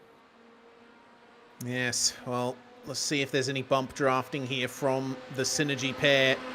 Mulqueen getting very close to Baldwin. He's moving out and trying to go for a move up the inside. Baldwin on the brakes a little earlier, lets his teammate go, and now they will be on the dual-pronged attack to get past James Foster into the lead of this race. 2 minutes on the clock as they come across the line. We will have 2 laps to go here, and the pressure is on. Didn't look like a very good run there for Mulqueen out of the final corner. Baldwin, I thought, was going to make a move there, but maybe he was just trying to keep the tyres warm or clean or something like that. Either way, these two fighting very closely. That, or it's to maybe give off the impression that they're fighting. Play some mind games here with James Foster and just suggest that this is a genuine fight for second, not a coordinated attack for the race lead here as we're onto this penultimate lap. Meanwhile, Lindsay Hobbs and Alan Geel have exchanged places a little while ago. Looks like that was back at about turn 6 or 7 on the previous lap. Actually, no, pardon me, it was quite some time ago, actually. It was back on lap 9. They exchanged places last time, Reese, but they have stuck very close together as Hobbs all over the back bumper of Geel into turn 6, but not able to make anything of it this time by at least. What has happened in the meantime, though, is Damon Mulqueen, small error, ran wide, got the dirt on the left side, exiting turn 7, has killed a run this time into 10A, 10B, and he's also dropped Baldwin by quite some margin here. It would seem the number 7 not able to go with here in the dying laps of this race here, as Hanmas, I think, had contact and been hit. Oh my God! The number 18 has gone around and requested so immediately on the racing line here. Yeah, that's... Geel and Hobbs will go by. Now, what happened there? I think I saw contact possibly, and yeah, there was contact indeed. But we'll focus on that after the race, perhaps, as we get our final lap of this race underway here. Yes, indeed. Hanma's been given permission to tow by race control, so we will not finish under safety car. And good thing, too, because have a look at Mulqueen catching up here. So this is the contact, and he moved over. The Veloster on the inside went to try and switch to the inside line for the chicane, but wasn't clear of Hanma. I think that is going to be a hefty penalty handed there. Yeah, Tyson was moving over from the middle of the road to the right as well a little bit to try and set up the racing line into 10A, 10B. But yeah, as you said, that there was the that would have been the 40. It was the 47 of Craig Mason, I think. And unfortunately for Craig, there has miscalculated his closing rate with the slipstream, and gotten into the back of the 18 rather than switching across without making contact. Final time, meanwhile, for your leaders into 10A and 10B, and despite the promise of the pace, we will have ourselves a third race winner from 3 races here in the 2-litre tour as James Foster withstands the double-pronged Synergy Sim Racing attack and will claim the third and final race of the evening for the 2-litre tour, as Mulqueen will have to settle for a second place to round out the evening. Brady Baldwin sticks it on the podium to stay third. Meanwhile, Lindsay Hobbs trying to get this spot off Alan Geel. To the line we will come, but around the outside, Geel will just hang on there. Reese in sixth place. But once again, having to really hang it around the outside there to make things stick at that 12th and final corner here at Road Atlanta. Well, final results here.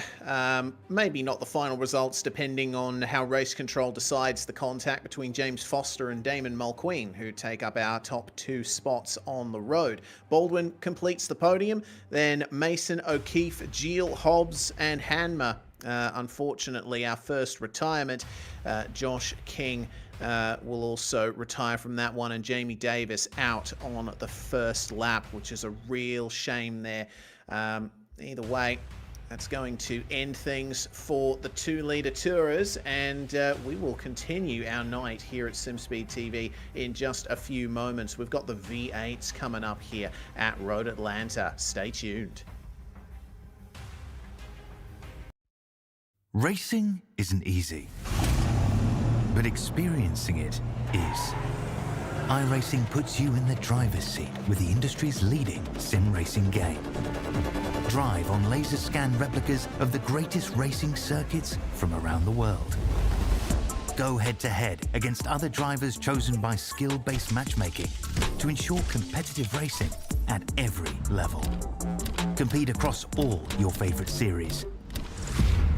In officially licensed cars, engineered to deliver the most accurate driving experience possible.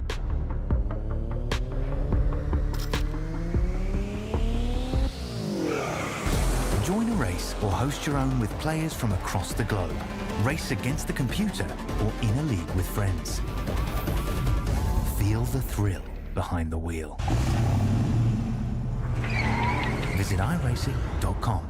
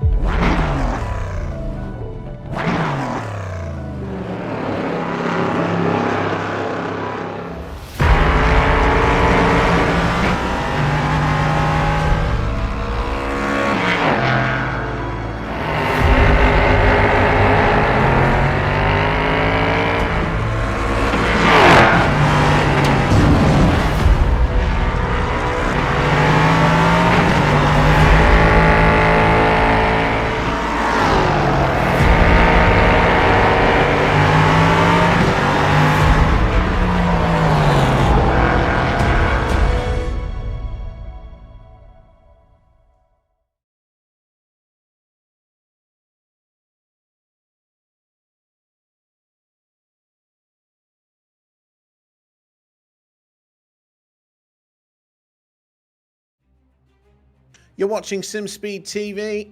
V8SCOPS supports for 2023. We had a pretty rollicking set of races in the 2-litre Tourers for this one.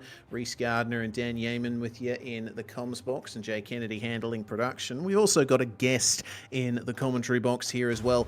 Damon Mulqueen joins us, the winner of the first race here at Road Atlanta. Well, Damon, that was a bit of an interesting night for you. Had to fight your way through the field a couple of times.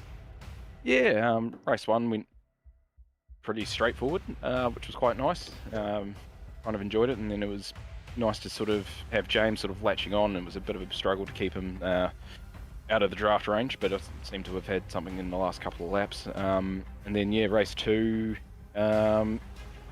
just got caught up in some silly positioning and people doing some stuff, but it's very difficult to pass here as well, which also makes it, a bit of a struggle. So really it was relying on a few people's mistakes and whatnot. And then in the final race, it was, try and stick with, it was Brady and James.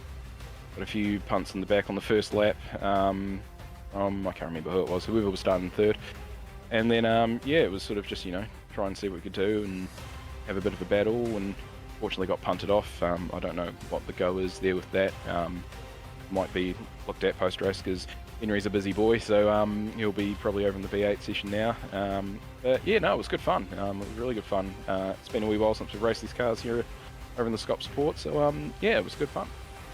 Yeah, it definitely looked like it from up here in the comms box. And just take us through what the track is like in these front-wheel drive cars. I mean, we've all had experience racing around Road Atlanta in rear-wheel drive machinery, but I mean, on just about any track, you have to completely flip your approach when driving a front-wheel drive car, but probably even more so here with how the corners flow into each other. Yeah, it is a bit more difficult. Okay, we've got lower horsepower.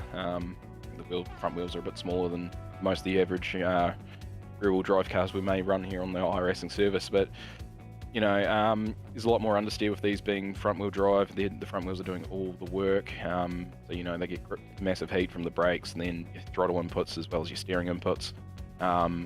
So there are parts of the track, like coming down through the S's, you've got to really bevel the throttle, try and help get the car rotated for the turn-in. Sort of like the first right-hander as we really start to come down. And then out of these slower corners, it's really gentle throttle modulation to actually help pull the car around before you get right on the throttle. And it's a really fine balance. Yeah, for sure. Well, fine balance was struck for you tonight a few times now, Damon, and the floor is yours. Anyone you'd like to thank before we let you go? Firstly, you just got to congratulate Brady on his win in race 2. That was a pretty meagre effort. He's come quite a fair way over the last wee bit. So yeah, no, it's been good having Brady on board. I'm not too sure how many more races of these he'll be able to do because he's bouncing to the States for some real life work, which is pretty exciting, and I'm very jealous. And then we've got all the guys at Synergy Sim Racing. They're always proving us mega cars, and what else? Yeah, the boys. We've got all of our sponsors. We've got a lot of them. Give me a second, because we're also running a new livery this weekend. I hope it's on the broadcast, and if it's not, that's all good. So we've got Yes. So we've got Parramatta Isuzu, Dio Photo, Wave Runner Performance Centre. There's a craft now. It's one of the two. Works Industrial, Western Mazda Group. I think I said Dio Photo, DM Photography, Dr. Epoxy, DGD Custom, 88 Media. And if there's anyone else I've missed, I'm sorry. There's a lot of yous. Thanks to all those guys that help us. Good problem to have. A lot of great sponsors over at Synergy Sim Racing. I should also thank you, Botwikes, for the broadcast. It'll probably be a pretty good watch back, and to the crew at Oceanic Sim Racing for chucking this on. All right, thank you very much, Damon Mulqueen. We will let him celebrate his race victory tonight. And just very quickly, before qualifying ends for the V8s, we'll take another look at Road Atlanta, Dan. Well, I think we're going to have to change our approach to how we explain the driving characteristics around this place, because it is a bit of a different beast in a front-wheel drive car. So going back to rear-wheel drive, a little bit of a flip. Yeah, and Damon said it there himself during the interview. This kind of circuit, now we're talking about a car that going to struggle in a different way to get through some of the longer loaded corners. Now you've got to be very careful through turn 3 and turn 7, not to run wide, but to lose the rear end. Same at 10A, 10B. They become pressure points because that's now about low-speed traction, making sure you get the car out straight and on the narrow. Whereas, of course, as I said, what we saw with understeer being a real killer. Here it's going to be mostly oversteer. That will be the pressure point in many respects. There are some spots here, of course. Big old V8 lump at the front of the car will make it a bit tricky. Say turn 1 and turn 5, maybe turn 6, as well as 12. The understeer there might still be there, but for different reasons and characteristics. But yeah, very much now oversteer going to be the big challenge, I would suggest, in these V8 machines versus the understeer. Well, similar format to the 2-litre Tourers race. 10 minutes of qualifying actually ends in about 5 seconds time. Apologies there for not getting any of the qualifying coverage in, but we'll walk you through the grid in a moment's time. For the V8s, though, we are lapped race figures. 15 laps per race. And new to this format for this round and going forward for the rest of the year, Reese, compulsory pit stop for at least 2 tyres in the second race to go along with the inverted grid as well in that one. Indeed. Well, here's the grid for race 1. Let's see how this all works out with Aaron Gilbert starting on pole alongside Shane Bowen, who's had a brilliant qualifying performance in the Cobalt car. Dion de Graaf starts third alongside Gavin Cox from Middle Finger Racing. His teammate Daniel Stevens will start alongside Joe Mahoney on the third row. Nick McMillan starts in the 88 alongside Liam Jacobs, with Peter Pavlovich and Colin Bruns rounding out our top 10 here. Indeed. Matt Hayward and Henry King going to be 11th and 12th to start this one off, and they actually had a time tied to the millisecond in qualifying. Tim Nicol, Craig Mason in behind them on the 7th row. Dina Alessi, Stephen Varga 15th and 16th. 17th is in the hands of Danny Vassell, with Brandon Groch alongside him in 18th place. 19th goes to Ben Henniker, with the top 20 rounded out by Sean Slater, and incredibly, we've still got ourselves another 8 drivers to go through here, Reese. Yeah, we do. Brett O'Keefe starts alongside Joshua King, and then we've got Jamie Davis starting alongside Stead Miller behind. Anthony Green starts in 25th, and then we've got Hanmer, Hobbs, and Adams rounding out the racing cars on the rest of the grid, with, of course, Ben Christensen and Brett Loxton in race control and the safety car. So now we turn our attention forward.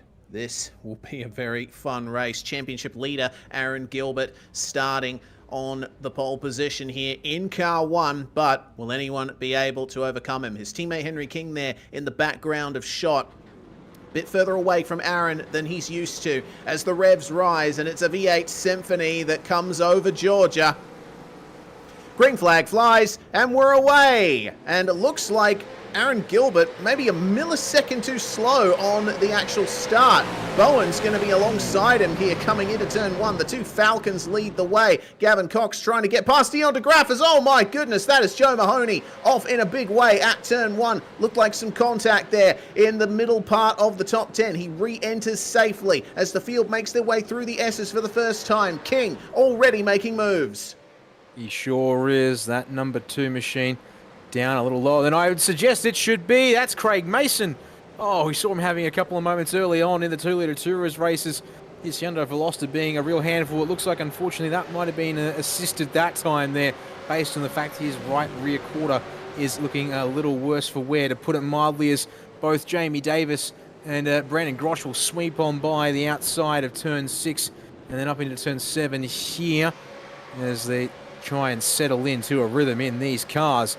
28 drivers on the road tonight. It's the biggest field I've seen for the V8s in time that I've been covering this series, involved with it one way or another here, Reese. So numbers are strong this week at Road Atlanta, but at the front of the field, your back-to-back or 2-time defending champ, I believe I'm getting out right, Aaron Gilbert, looking somewhat comfortable out in front as his teammate looks to work his way through as they sweep through turn 12, single file for the most part, as one of our Sim Blacks cars, I think it was Matt Hayward, although there's trouble further on back. We've got Anthony Green out in the weeds in the 308.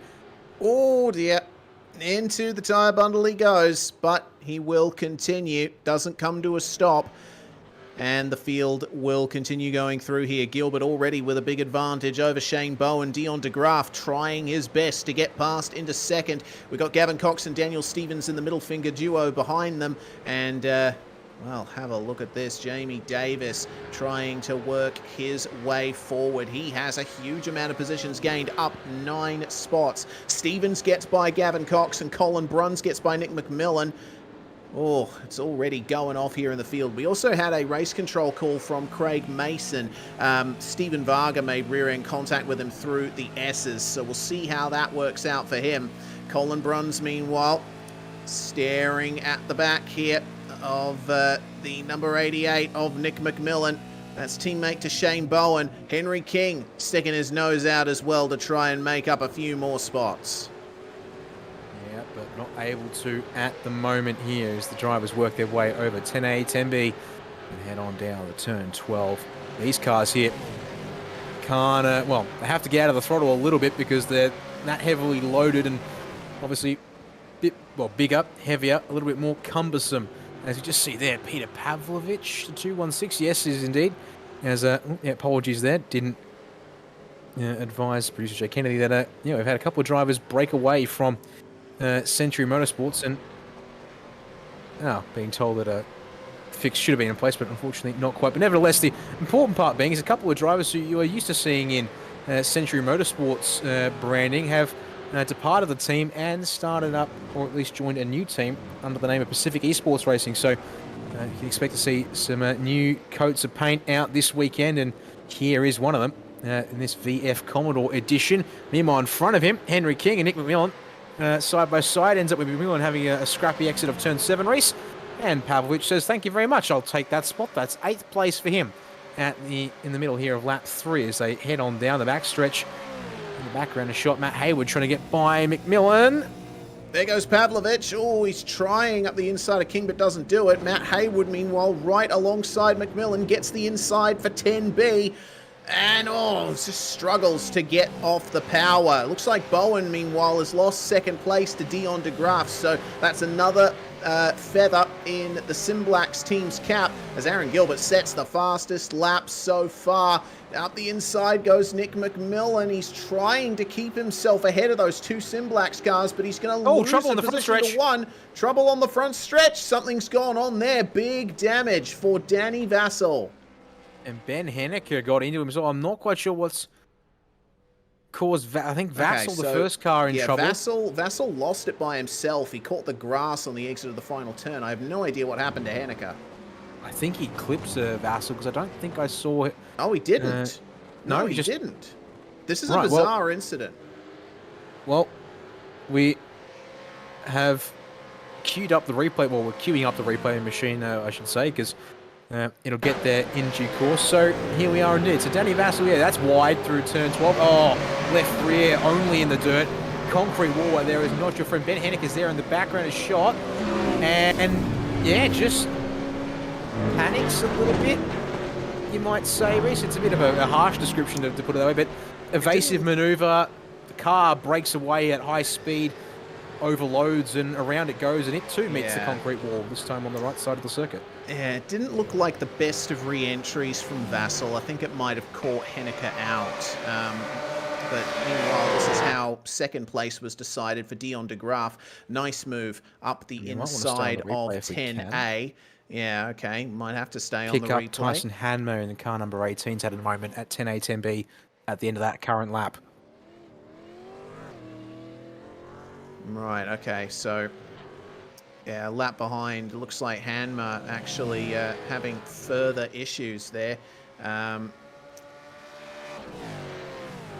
New branding, of course, for Tyson. He's only just managed to get it going here. Yeah, goodness. That's a bit of an issue there for him. Makes it back on the track without much fuss, but then immediately goes back off again. Yeah, just car gripping back up on the rejoin, I think, and may have had the steering to the right to try and, might have been steering to the right to try and reduce the re-entry angle there, and then all of a sudden the front hits the asphalt, tyres grip, and it immediately yoinks the nose in that general direction as we go back live pictures at the front of the field. Behind the shot there, we see Hayward up the inside for 10A on Pavlovich, but then he's on the outside for 10B and has a wobble to boot, which opens the door for McMillan to work his way up the inside here as they go turn 12 side by side. Then you've got Liam Jacobs in the second of the Simblacks cars in that train, at least, trying to find a way through as well. Then you got Tim Nicol ranging up quickly on this group in the Quantum Pecky's Performance Racing Machine. And he's got Jamie Davis up 10 spots, still our biggest mover of the race in the forwards direction at least, trying to gain a couple more spots for good measure. And then side by side behind that battle pack, with this battle pack here, starting with Stephen Varga and Craig Mason, who will switch spots on the way down the S. It looks like here's the 868. Tries to hang on around the outside, Reese, but going to lose the spot back at the bottom of the hill. And the number 77 will take advantage of this. Brandon Groch with a big save from Stephen Varga. That's a big send here from Dean Alessi and Brett O'Keefe. Potentially anyway. Alessi goes very wide over the curbs. That's going to allow O'Keefe up the inside here at turn 7. And off the circuit goes Brandon Groch. So all the way to the back of that pack in the Frog Leap Juice Racing, number 77. Okay, there's been a lot going on in this race. Meanwhile, looks like Shane Bowen now back into 4th spot. Daniel Stevens gets onto the podium for Middle Finger Racing. And it's all going on again here with Nick McMillan right in the midst of this fight here. Tim Nicol just getting it done on him. So will Jamie Davis. That is another spot up here for the number 92. Yeah, McMillan locked the rears, fighting with Liam Jacobs and Matt Hayward into 10A, I should say. And therefore, lost a good cut about 3 odd seconds in the process, has gathered it back up, and only a small tap to the rear from the 23 of Nicol, who wasn't able to find the right line as McMillan gathered it. Well, McMillan was still gathering it back up more than anything else at that point as they work their way down the hill once again. And Davis, car still clean, which can't be said necessarily for some people around him here who have got a couple of dings and scrapes in this one so far, as we're approaching the halfway point of this race. Meanwhile, fight for 3rd. Well, it is as it was when they got down to the end of the back straight last time around here, Reese, but Shane Bowen not quite giving up on Dan Stevens just yet, I'd suggest, but well, gaps at about 4/10 means that Stevens shouldn't be under any pressure. The pressure is going to come from Henry King on Colin Bruns, but not able to get up the inside from move this time by, as that's Pavlovich and Hayward still going at it, with the 216 still leading the number 8, but only just, once again, as they get the end of the back straight away. And that's the battle for 8th spot, and the battle for 6th continuing on here with Hayward trying his best to lunge up the inside of Pavlovich at turn 1, but not quite close enough. Always love how those Sim Blacks cars look. It's always good to see more yellow and black in a sim racing field. McMillan trying to get the position back from Tim Nicol here, as that's a big lock up for the number 88.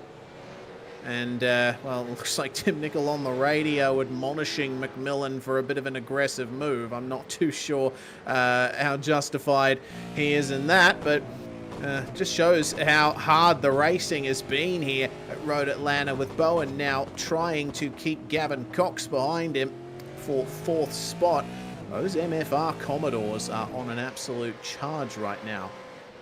They're looking strong, but as you can see here, Henry King has dispatched of one of them for Colin Bruns' case, but, well, I say dispatch, but Bruns is certainly right there, and the slipstream is going to give him a fair crack back at the number 2. Down into 10A, but King saw it coming, has covered the inside, is later on the brakes, I think, there as well, and is able to get it pulled up just. Bruns not able to execute a complete crisscross. Meanwhile, Davis and Jacobs go side by side, and I think a little bit of a pinch there has helped cause that one. It does technically mean another spot gained for Davis. As we'll have a quick look at when Henry King got by Colin Bruns, and there you go. Not too long before we picked them back up on camera. Reese up the inside at turn 6. Bruns not looking to fight that one there, looking to prioritise a good run through turn 7 and down the back straight, which more a case of slipstream there, because that wasn't a massively great run, I would say, all things considered, that 7 there. Well, on we go with the 069 of Liam Jacobs. He's now in the midst of the fight with Tim Nicol, Craig Mason, Nick McMillan, and Stephen Varga on the back of them as well. Looking quite interesting there, as it looks like Lindsay Hobbs coming in for a pit stop. Not too sure what the deal is there. He might have had some damage to fix. He's been in there. He's already been in there longer than 2 tyres or 4 tyres even would take. Not a mechanical black flag, but I think that might just be the end of Hobbs' first race here tonight. If anything is to go back, because there's no penalty attached to his name either. Jacobs up the inside of Tim Nicol to get back a spot at least from where he was earlier on. Mason wanted to move on Nicol, but no dice this time by through that chicane as they come down the hill to end their 9th lap of the race. Meanwhile, Matt Haywood finally gets by Peter Pavlovich. Reese, but he's had to do it down at turn 1 rather than the chicane, and Pavlovich going to eye off a chance. No, he'll get back in line for the run down the S's, conserve momentum and get the preferred line as this fight here for what is 11th is getting really heated here on the road. Yeah, looks like Tim Nicol still putting a lot of pressure on Liam Jacobs here. Nicol's done pretty well in V8s in the past. Our many broadcasts of the Shannon's NTE series showing that Nicol has some great pace in that number 23, but he's not quite able to get up the inside coming into turn 6. Jacobs now looking to try and get some places back. Remember, he was up with Jamie Davis when they made contact, and he's a few seconds ahead now, so we'll see what he can do. Nicol not getting the best of exits out of turn 7. He's going to be on for a move from Craig Mason. Shane Bowen, meanwhile, back into 5th spot now. Looks like Gavin Cox putting a move on him very nicely there as Nicol now side by side with Mason. Here they go into 10A. Mason had to have a couple of goes at the steering there and a big bit of oversteer in the middle of the complex for good measure. This is bringing Nick McMillan right back into it, but McMillan has a slide over the crest himself. And Nicol getting a good exit. Looks like he actually might be fighting Mason again here into turn 1. Has a look up the inside, but no dice. Yeah, it shows the nose, but not going to be able to do anything with it from behind the rear bumper of the 47. Needs to just get back in line, stay on the rhythm here through the S's, which he does, and then commits to potentially setting up later on the lap. But then it goes a little deep through the middle part of the S's, and will drop off another car length or so. So that's going to hurt his chance at a comeback straight away here. Now going to require a mistake from the 47, and now has to keep his eyes too on his rear mirror for that 88 machine to potentially try and eye him off. So yeah, this mid-pack has definitely been exciting. Henry King's next target is going to indeed be Shane Bowen. The gap's still about 0.8 of a second or so as they head up the hill. You can also see there, as we fire away through the field, these drivers coming through. Sorry, that was actually the start of the race lead. We're working our way back from Gilbert to DeGraff, Stevens, Gavin Cox, now Shane Bowen to round a top 5 with Henry King looking to close him down there in 6th at the background of shot. And it's on between Jacobs and Mason just outside the top 10 as well. Turn 12 was really serving things up here. Races, we see there a move made actually up the inside this time. There was the 47. Yeah, it looked like Jacobs didn't have the best of exits out of 10B, and Mason just slipping up the inside through the final corner. How long will he be able to stay ahead? Let's get on the replay then. Jamie Davis, who's continuing to try and make his way up through the field here. Coming through 10B, that is a great move up the inside of the other Commodore there. And then the number 47 of Mason getting up the inside of Jacobs through the final corner and up into 11th spot once more. Yeah, so pardon me, just getting a little straight away for a couple of things elsewhere, but look at this here. Draft trains, weaving. I was going to say that was just a really well executed run out of 10B there that set that move up for Mason. This time he will defend the inside / middle of the road into the corner. Jacobs trying to get that crisscross and open the exit of 10B. He will do that indeed, but wobble over the top of the hill there. I think that just spoils the run for him. Reese into turn 12 and actually puts Tim Nicol right on the back bumper. But again, I think Nicol had to back out there into 12 as well, which stalled his chance at a run into turn number 1. So all of these drivers here really trying to find their limits and really struggling with them at this point, it would seem. Would pay put also check in with Henry King. He's getting even closer to the rear bumper of Shane Bowen. Indeed, they go off the bottom of the S's. He'll be very close in just a moment's time. And I reckon Matt Haywood give him maybe a lap. Well, he's only got 2.5 laps. Might have a shot at Colin Bruns there for 7th as well. As up the inside of turn 7 will go Henry King on Shane Bowen. And in fact, that'll bring Bruns and Hayward into the picture as they both actually get a bit of opposite lock and sideways slip there off of that corner as they head on down the back stretch. But King up into the top 5. 7 places gained for him is no mean feat for the number 2 machine either. Yeah, seems like for Shane Bowen, his qualifying pace was fantastic, but over a race run, he seems to be struggling here. He has just steadily fallen back over the course of these 14 of 15 laps, the last of which begins now. They're on lap 14 sorry. now. We are on lap 14, so the 14th of which begins now, take 2.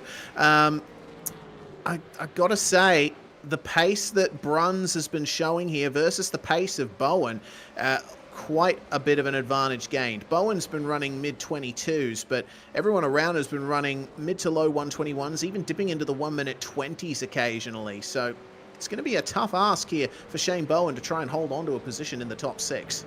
Yeah, we'll see here if one of these... I mean, obviously, last lap round was a 22.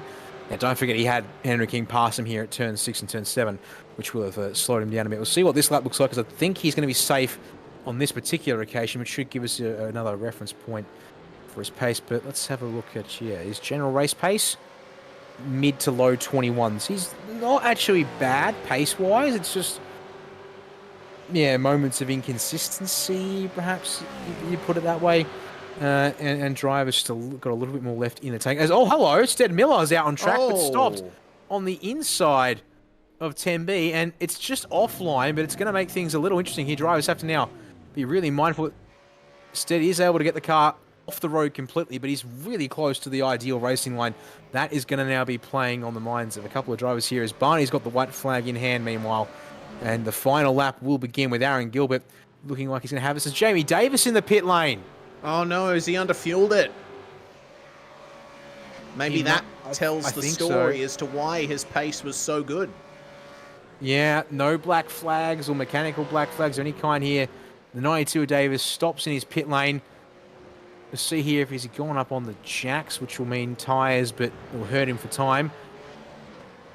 Yeah, if he's gone up on the jacks, I think he's going to take some tyres, it seems.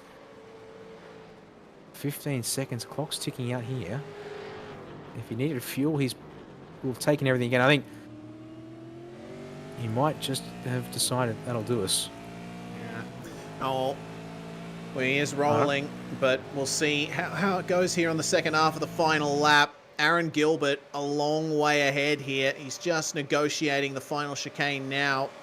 But King still trying to face off against Gavin Cox here for 4th. It's a good defense from Cox, and it looks like he's going to stay ahead. But Aaron Gilbert across the line will win the first race of the V8s here at Road Atlanta. Brilliant second place for Dion de Graaf. And Daniel Stevens will come home in 3rd spot. Brilliant stuff. And Gavin Cox will just hold off Henry King there, as many drivers taking to the grass out of turn 12 to finish things off in a spectacular fashion. Yeah, that was an exciting one there, Reese. Lots of cars, lots of battles. Looks like we're in for a very crazy race number 2. And yeah, can confirm Jamie Davis ran out of fuel as he exited 10B and crested the hill under the bridge. So indeed, just over a lap short on fuel, regrettably, for the 92. Undoes so much of the work he was hoping to do. Does finish on the lead lap, but we'll get the advantage of an inverted grid. But definitely a case of what could have been there as we have a look at your provisional race results. For the first of 3 here for the V8s at Road Atlanta, ends up being a 5-second margin for Aaron Gilbert, just gradually edging that one out all race long, ahead of Dion de Graaf, who gets through to that second place position. Dan Stevens in 3rd, Gavin Cox in 4th, Henry King just behind for 5th, with Shane Bowen just fending off Colin Bruns 6th and 7th for the 2 of them, with Matt Hayward almost there, but not quite. We'll have to settle for 8th. Peter Pavlovich, first time out in the Pacific Esports Racing colours, makes it 9th place, with Craig Mason to round out the top 10. There is your 11th through 20th drivers. Just remember that these drivers all will be inverted, I should say, because they're already on the grid. and we will have about 30 seconds before we take the green flag for race 2 here, Reese. Yeah, of course, and that full field invert means that Danny Vassell is going to start on pole position for this one, taking up the third grid spot because, of course, race control and safety car are in the server as cars taking up slots. But regardless, it's not going to be a change like we saw in 2-litre Tourers where, pole position was on the poor side of the grid. Looks like we are actually getting things going pretty quickly here for race 2. Who will get the best start? Vassell gets it going, and that's a good start. Ben Henniker, though, stalling it out. Bit too much wheel spin coming off the grid there. Looks like Hanmer and Davis are going to make their way past him very nicely. Joshua King, meanwhile, trying to make his way around Henniker as the field compresses behind him. The front runners are all at the back here, so this is going to be a very interesting race. Stead Miller and Anthony Green have started from the pits. Sean Slater now in the Wilson's Industrial car, 12th spot. Let's see what he can do from here. Yeah, what can he do indeed? Unfortunately, has already lost 4 spots, so it's not been the greatest of initial getaways for the 39, but we'll wait and see on that one there indeed. The other thing to keep in mind is that these drivers have a compulsory pit stop they're going to have to take in this one. As I said, it's the first time this format for the V8s, the compulsory pit stop has been added, but it will add a little bit of spice, especially with this 27 car pack that have taken to the start of this one here. Look at this side by side. This is for 5th place there. Stefan Adams makes his way past who was that there? Sorry, Joshua King indeed. Once again, 91.92 as they work to 10A, 10B. But there, Adams in the dirt. That's going to check up King. And the biggest winner is going to be Joe Mahoney sneaking up the inside. Going to take the places away from the 91 there rather than the 91 taking advantage of all of that. But Adams got to slow down. And yeah, not surprising there. Cut the curb way too much. And this is going to be nasty here as they work their way into the corner. But it looks like everyone able to see that, adapt for it, and go with it here. All right, so replay here of Jamie Davis making his way past Danny Vassell for the race lead. Now, considering the pace that Vassell had in race 1 before he unfortunately had to pit, he's out in front now. And with the compulsory pit stop on the line, I think he is by far the best placed car here. Oh no, that's a big problem there. That's Ben Henniker, who's once again had an issue. He is stopped on the inside of turn 5 as the racing continues. Past him, and, well, man, things are so confusing right now. Everyone's flipped. We're all looking for some kind of battle to show, but, I mean, the entire track is a battle at the moment. Car number 97, meanwhile, Danny Vassell trying his best to hold on to a spot here, but Tyson Hanmer making his way past, and our pole sitter is back to 3rd. Joe Mahoney, Dean Alessi here with a 3-car pack of Josh King, Stephen Varga, and Liam Jacobs, and then Henry King right up in the midst of all of this. King is doing quite well, but he's deciding to go into the pits early. The pit window is open now at the end of lap 2. Brett O'Keefe, what has happened to the 22? Oh, okay. That's an interesting spot for him to be in. Race control call made. Hardware failure. Hardware failure for O'Keefe. Oh dear. Yeah, I can see that. Steering snapped hard left, and it has launched him into the alternate pit lane. He's way off the track, but we'll have to wait and see if that's far enough away for race control to call a safety cars. Watch the steering. He's been Goodbye, Brett, unfortunately. Oh my god. Sailing through the air and head on into the barrier.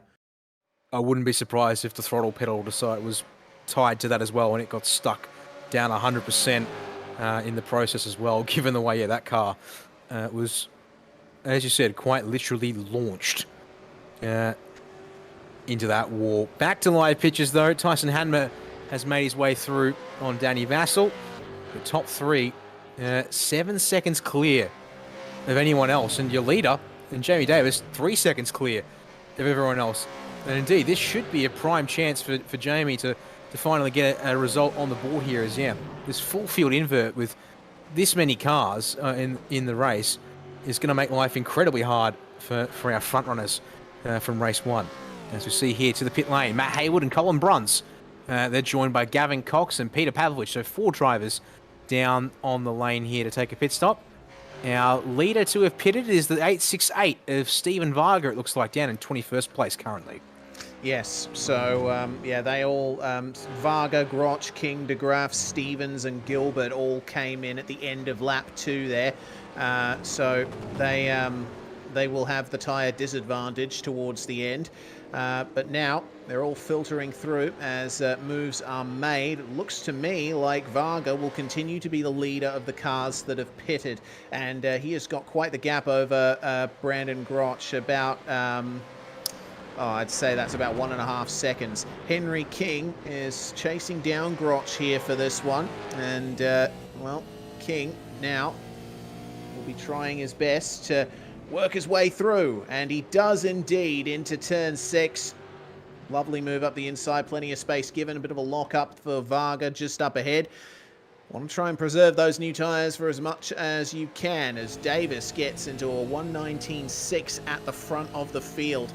It's looking very good as Davis, and I would say if you're up the front, the right thing to do would be to leave it as late as possible to pit, try and build an advantage, because everyone behind you, they will be getting an undercut as DeGraff makes his way past Brandon Groch as well.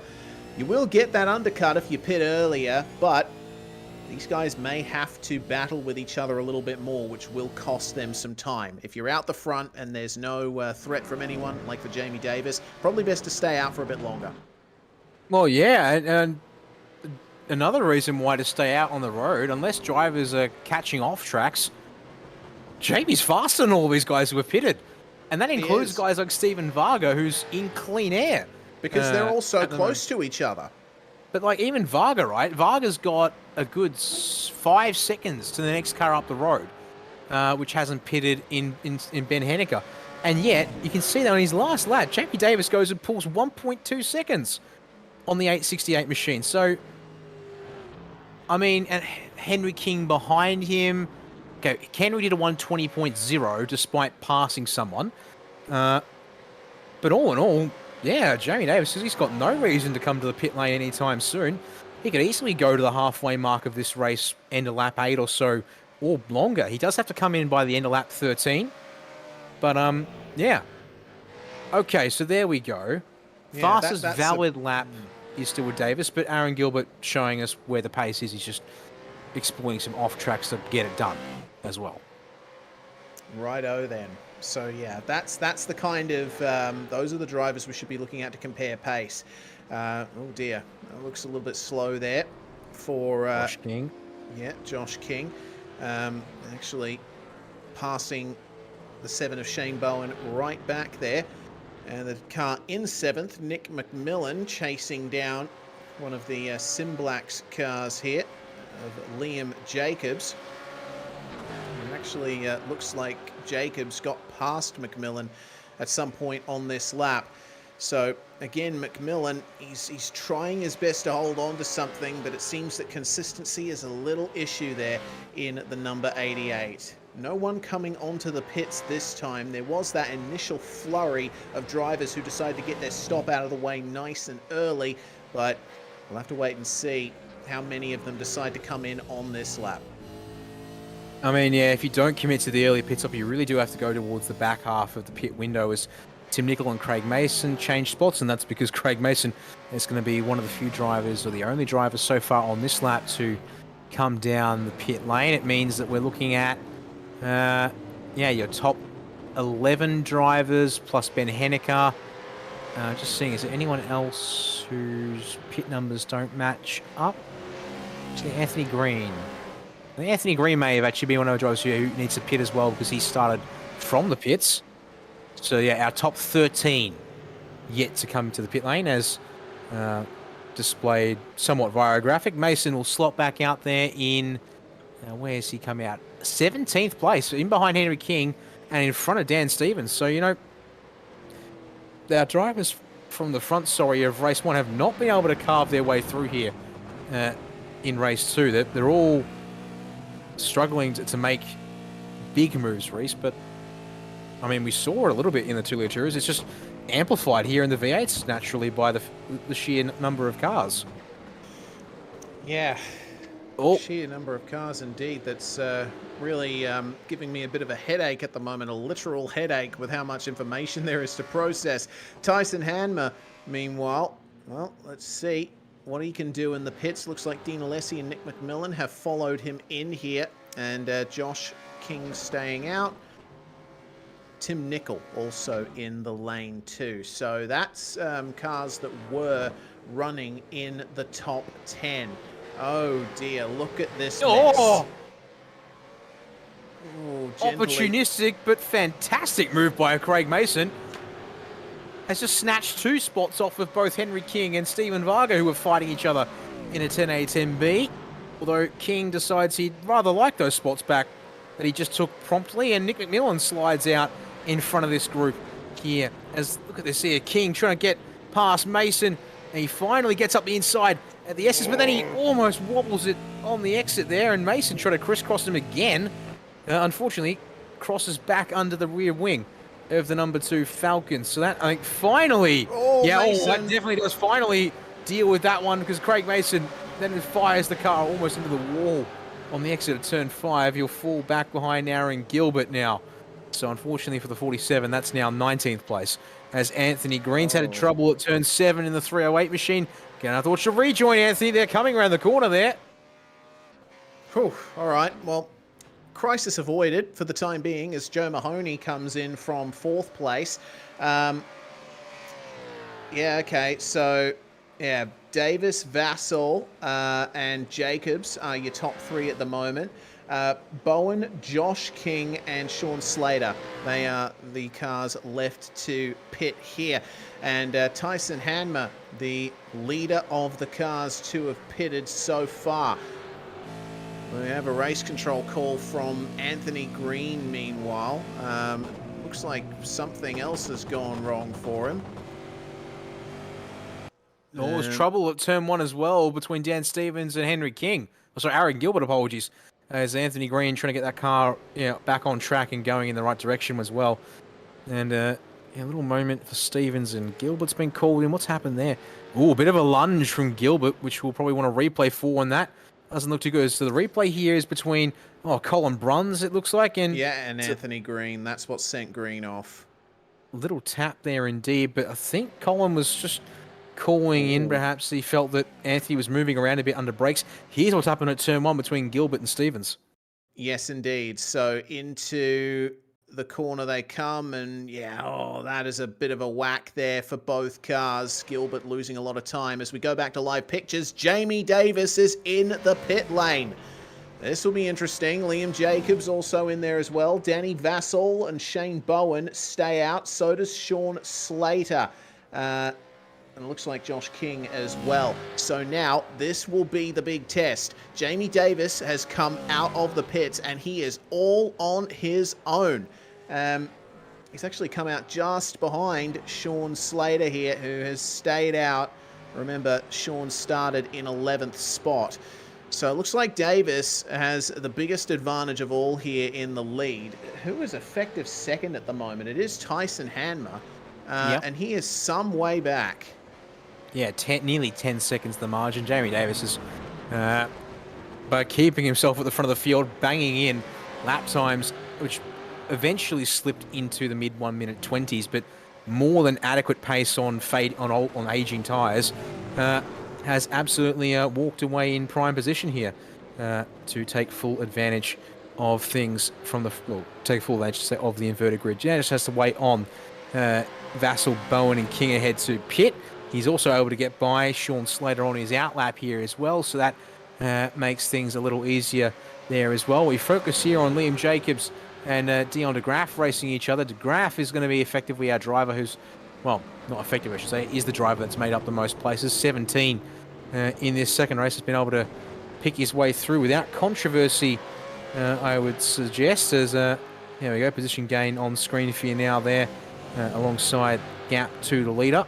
As Bowen's into the pit lane finally, Josh King's also in the lane, but that's is a first-time stop for him as well. Leaves us now just Vassal and Slater to finish off the pit cycle. Right then, hello, side by side into turn 3. That's Liam Jacobs getting past Dean Alessi, and Dion de Graaf now fancies a look at him as well. De Graaf trying to back up a second place finish in race 1. We shall see how this works out for him with tyres that are 5 laps older than Alessi's. Now onto the back stretch they come. And this now is the final stage of the race. Remember, there's only a couple of laps until the pit window closes. And I don't think anyone's going to catch Jamie Davis at this point unless he makes a mistake. So at this point, it's all about who will be able to get that second spot. Sean Slater comes into the pits, so does Danny Vassal. That is the field cleansed. That is everyone having made a visit to the pit lane. Through they will come. And Alessi still staying ahead of De Graaf here out of the final corner. Henry King trying to make up some spots. Yeah, as these guys try and sort their Slater. There we go. Into the pit lane to clear that compulsory stop. What's that? That's 1 lap before. No, sorry. No, yeah, he could go by the pits 2 more times and do it. But now that is the field cleansed as they work their way down the hill. And yeah, Vassal in a good spot here, but not far back is this pack of trailing cars. They do have traffic though in the form of Anthony Green, which they have to keep an eye on. Oh, Craig Mason's at a moment at the bottom of turn 5. Around goes the 47, thankfully away from the wall, but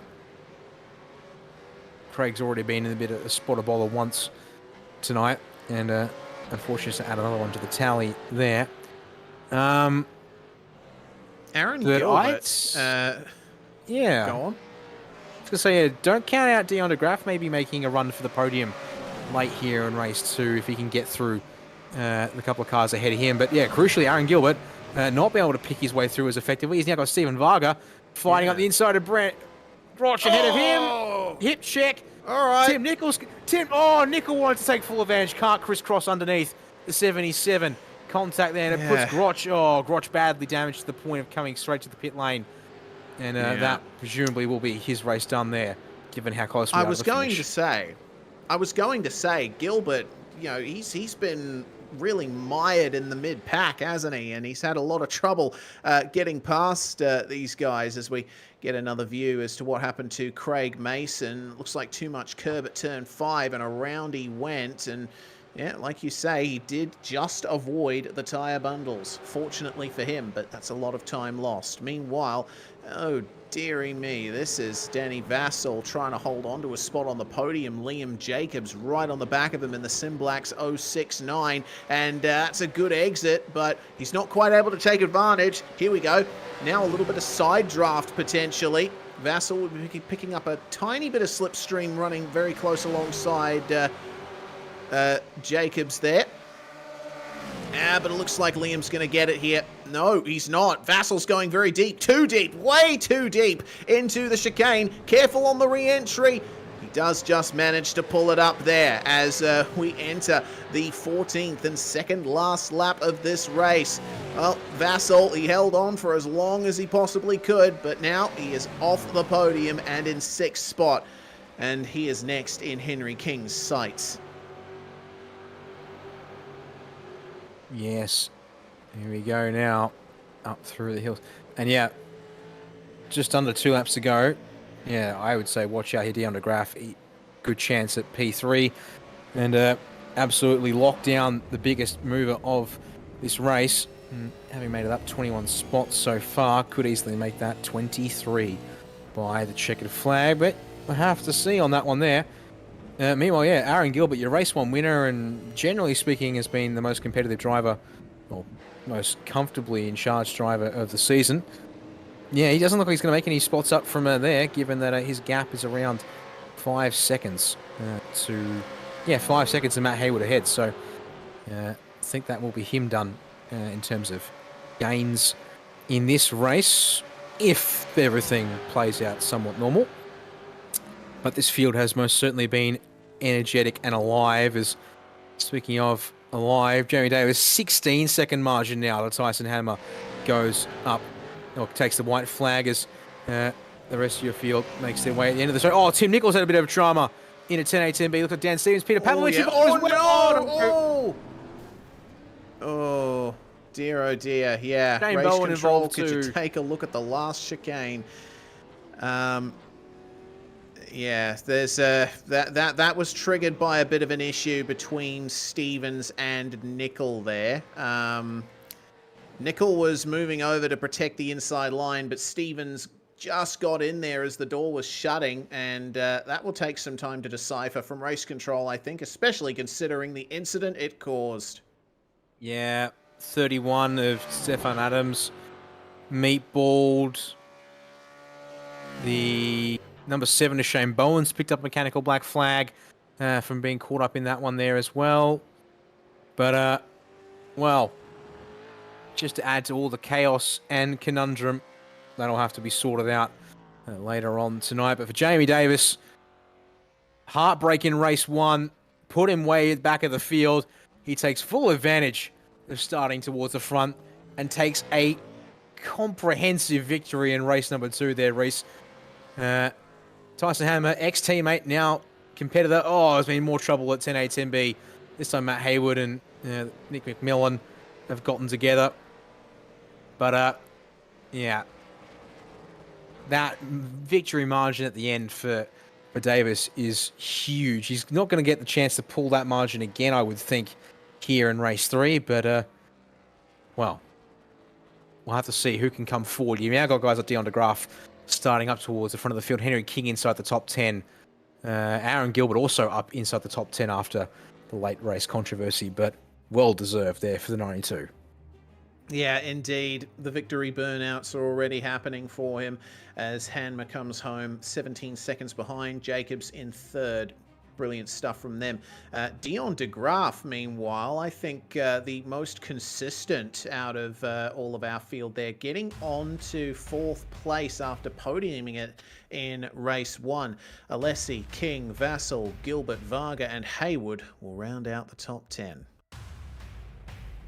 P11 went to Gavin Cox with Joe Mahoney in 12th. Peter Pavlovich just behind there will have to settle for 13th in race number 2 with Colin Bruns edging out Stead Miller for 14th and 15th. Josh King back there in 16th ahead of Sean Slater in 17th. Nick McMillan, as you can see, not where he would like to be. 18th place ends up being his finishing result. 19th for Craig Mason and Stefan Adams to round out our top 20 on the road. Actually, I'm seeing slightly different names and positionings, but nevertheless, yeah, that's very odd there. We're seeing 24 cars finishing on the lead lap of that one. I'm seeing only 22 as classified finishing on the lead lap, finishing with Shane Bowen and Tim Nickel. Things are a little bit scattered, it seems, but nevertheless, that's the last couple of drivers there, Reese, including unfortunately retirement for Brett O'Keefe, and I don't think he's coming back from what I can see. Brandon Groch, late race retirement. Same for Anthony Green, Stefan Adams. So Anthony Green, apologies, was circulating, but it's trouble for him in that race. Yeah, oh, well then. Only 30 seconds left in the warm-up, and we can gear things up one more time for the final race here. No compulsory pit stop this time around. It's back to an out-and-out sprint, which means we've got quite an interesting field on our hands. Jamie Davis, of course, will be starting on pole. There's no invert either. Hanma going to be the big wild card, I think, in this top 5, because he did finish quite a ways down the order, had some bad luck in race 1, but was able to hold on to second in race 2. Jacobs, DeGraaf, we'll definitely expect them to be fighting for the win. Henry King as well, trying to make up places. Aaron Gilbert too, another couple of positions behind.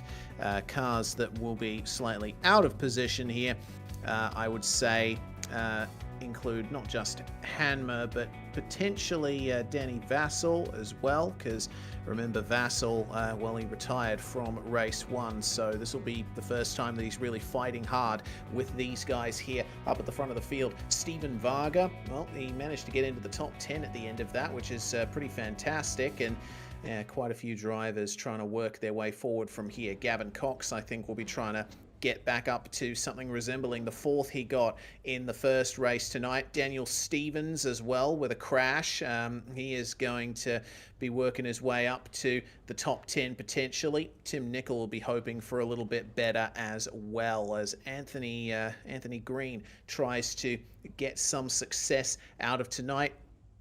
And Brett O'Keefe trying to get back into the midfield. Here we go then. Revs rise. It is Jamie Davis and Tyson Hanma on your front row. The revs rise, the green flag flies, and we go green here. That is a brilliant start from Henry King. Look at him go up the inside of the Simblacks cars, 3 wide into turn 1, and he will get the advantage, slips through into 3rd spot as we complete that first turn. Without much incident, it seems, throughout the majority of the field. Everyone giving each other a good amount of room. There are still slight taps, and well, just as I say that, car in the wall. Who on earth is that? That is Brett O'Keefe. Oh, no.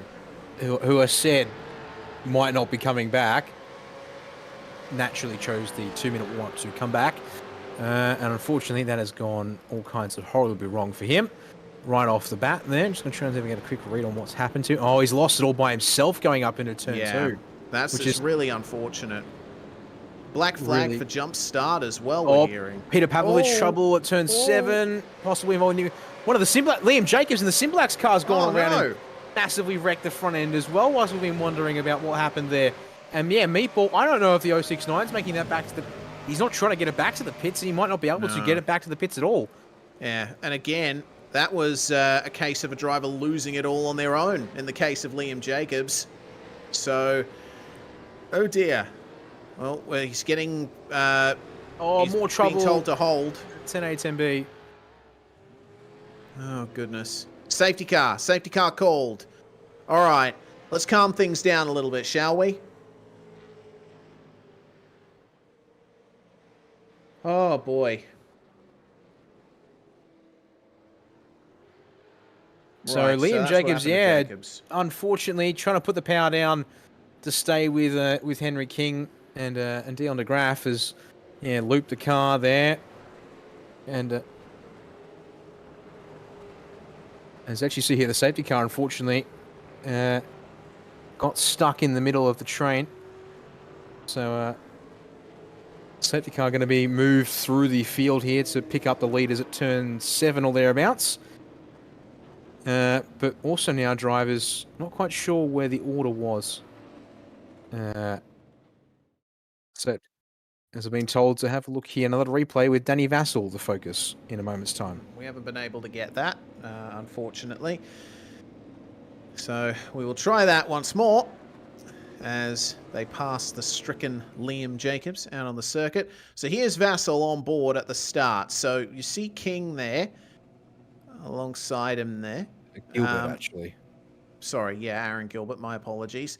Away they go, and oh wow, goodness, he absolutely dropped like a stone off the start, didn't he? Yep, unfortunately, initial stage was a lot of wheel spin, and well, wheel spin is enemy number 1 here of getting a clean launch. And well, unfortunately for Jamie Davis, he had pulled a little bit of a margin over Tyson Hanma, who had a little bit of a margin over Henry King, but that's been completely chewed up. There's a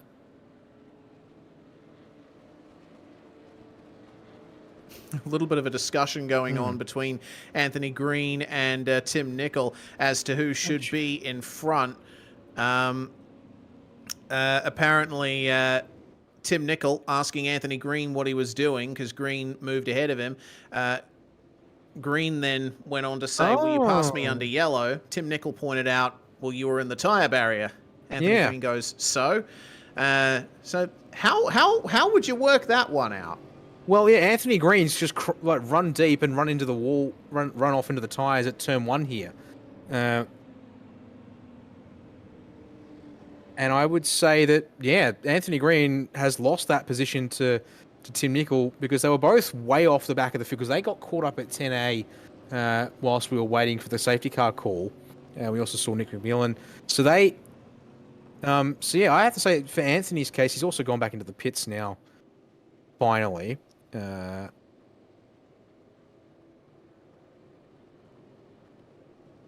There's apparently some technical problems for Liam Jacobs on top of the spin and the crash. He has got back to the pits. But yeah, in my opinion, Anthony Green unfortunately has made an accident under trying to chase the safety car train and just lost the spot to Tim Nicol of his own volition, and so that should be corrected appropriately. Although in saying that, Anthony Green's in the pits, so that's effectively self-corrected now. Yeah, indeed. Came into the pits for some presumably damage from that incident, and he is rolling and will take up the end of the safety car train now. So looks like Jacobs has managed to make his way back to the pit lane in the midst of those technical issues that we were hearing about. And now we just wait for the safety car period to end. I'm presuming it will pull away now, and it will. So maintaining safety car pace is the big thing that the drivers are being reminded of. So can't go over 80 k's an hour. But then once they enter the restart zone, it will be under the control of Jamie Davis. And looking at the field so far, it looks like Craig Mason has gained a huge amount of position. So has Lindsay Hobbs. They're up 9 and 10 places, respectively, in 14th and 20th. A little last-minute weave there as well from Dion de Graaf, who I will not doubt is going to be on the attack here. They all want to try and catch up to Jamie Davis, who was the class of the field in race 2, and it looks like it's the same story so far here in race 3. The green flag flies, and away we go. And Davis already getting... getaway, Yeah, fantastic getaway. He has left Tyson Hanmer and Henry King in the dust. Yeah, that's just timing. I think, yeah, well, he obviously timed that one to be optimum for him right at the crest of turn, or it counts as turn 11 here, the bridge. And so the car was squat, it was ready, and yeah, just gripped up. Whereas I think Hanmer had to be a little more cautious coming over the crest there so that the rear end didn't get too light on him. Nevertheless, Davis away at the front of the field. Hanmer still second, but now Henry King has only got 2 cars that he wants to clear to get back to where he would rather be at the front of this field. And so we work our way to turn 6 and 7 once again. These cars will be quite happy that the tyres have warmed up there as they come onto the backstretch once again. All single file at the front of the field so far, at least.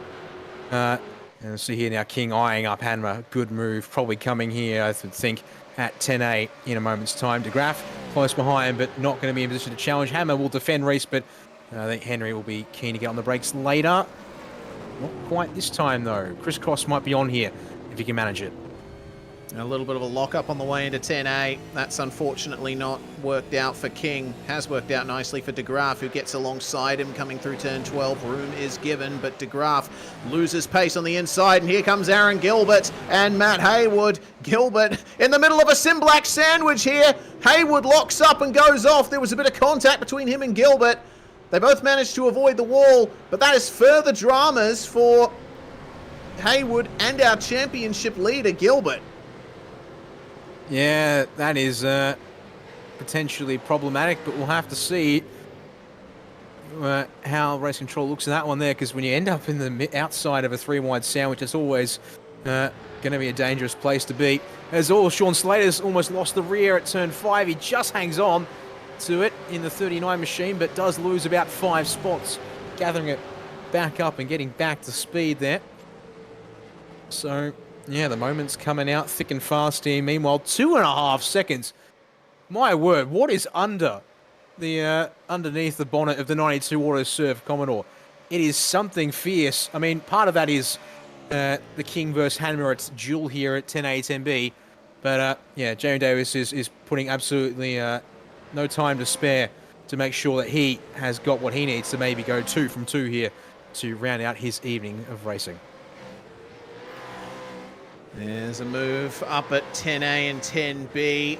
Looks like Matt Haywood actually making his way through there. That was a nice little opportunistic move there on Brandon Grotch, and now Nick McMillan under attack in the number 88.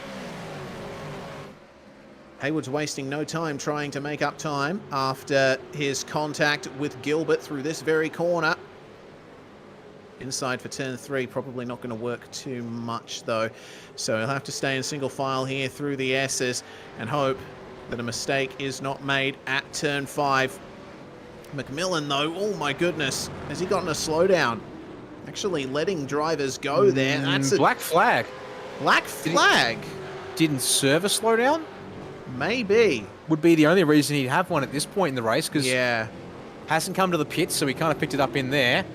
Well, he might have been desperately trying to clear a slowdown. That's why he probably slowed down quite a bit. Oh dear. Oh yes, that's Henry King in the midst of this fight. Oh my God, De Graaf. Oh, he loses it on the inside, and King's like, "Thank you very much, mate. I'll just take that right back." I think Tyson Hanmer is absolutely walking away grinning like a loon out of all of them there, because... Or probably screaming internally. Well, yeah, initially, but he'll take that afterwards, because, my word, the man in the middle of all of that walks away as, then De Graaf and Varga clip for turn 1. And then it's Cox and Alessi, Mahoney and Stevens. Oh, Gilbert! So, everyone only gets away with door rubbing and banging.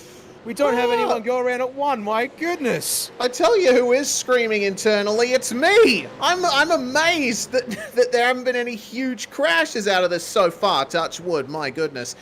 Gilbert had to check up massively to try and get past that little mess. And now, Gavin Cox still leading a pack here with Alessi behind, and Craig Mason looking to make some moves. Look at this pack. Alessi, Adams, Vassell, Pavlovich, and Bowen all behind these guys and looking to make moves. Stefan Adams loses the rear through turn 7, and Vassell goes, all right, I'm going to give it a bit of stick as well. And the 216 of Peter Pavlovich is boxed in at the moment. He can't make any moves. But he knows that with all of this... Oh, goodness, what kind of advantage could you possibly have in a pack like this? I have no idea. Adams gets on the brakes and manages to clear them here.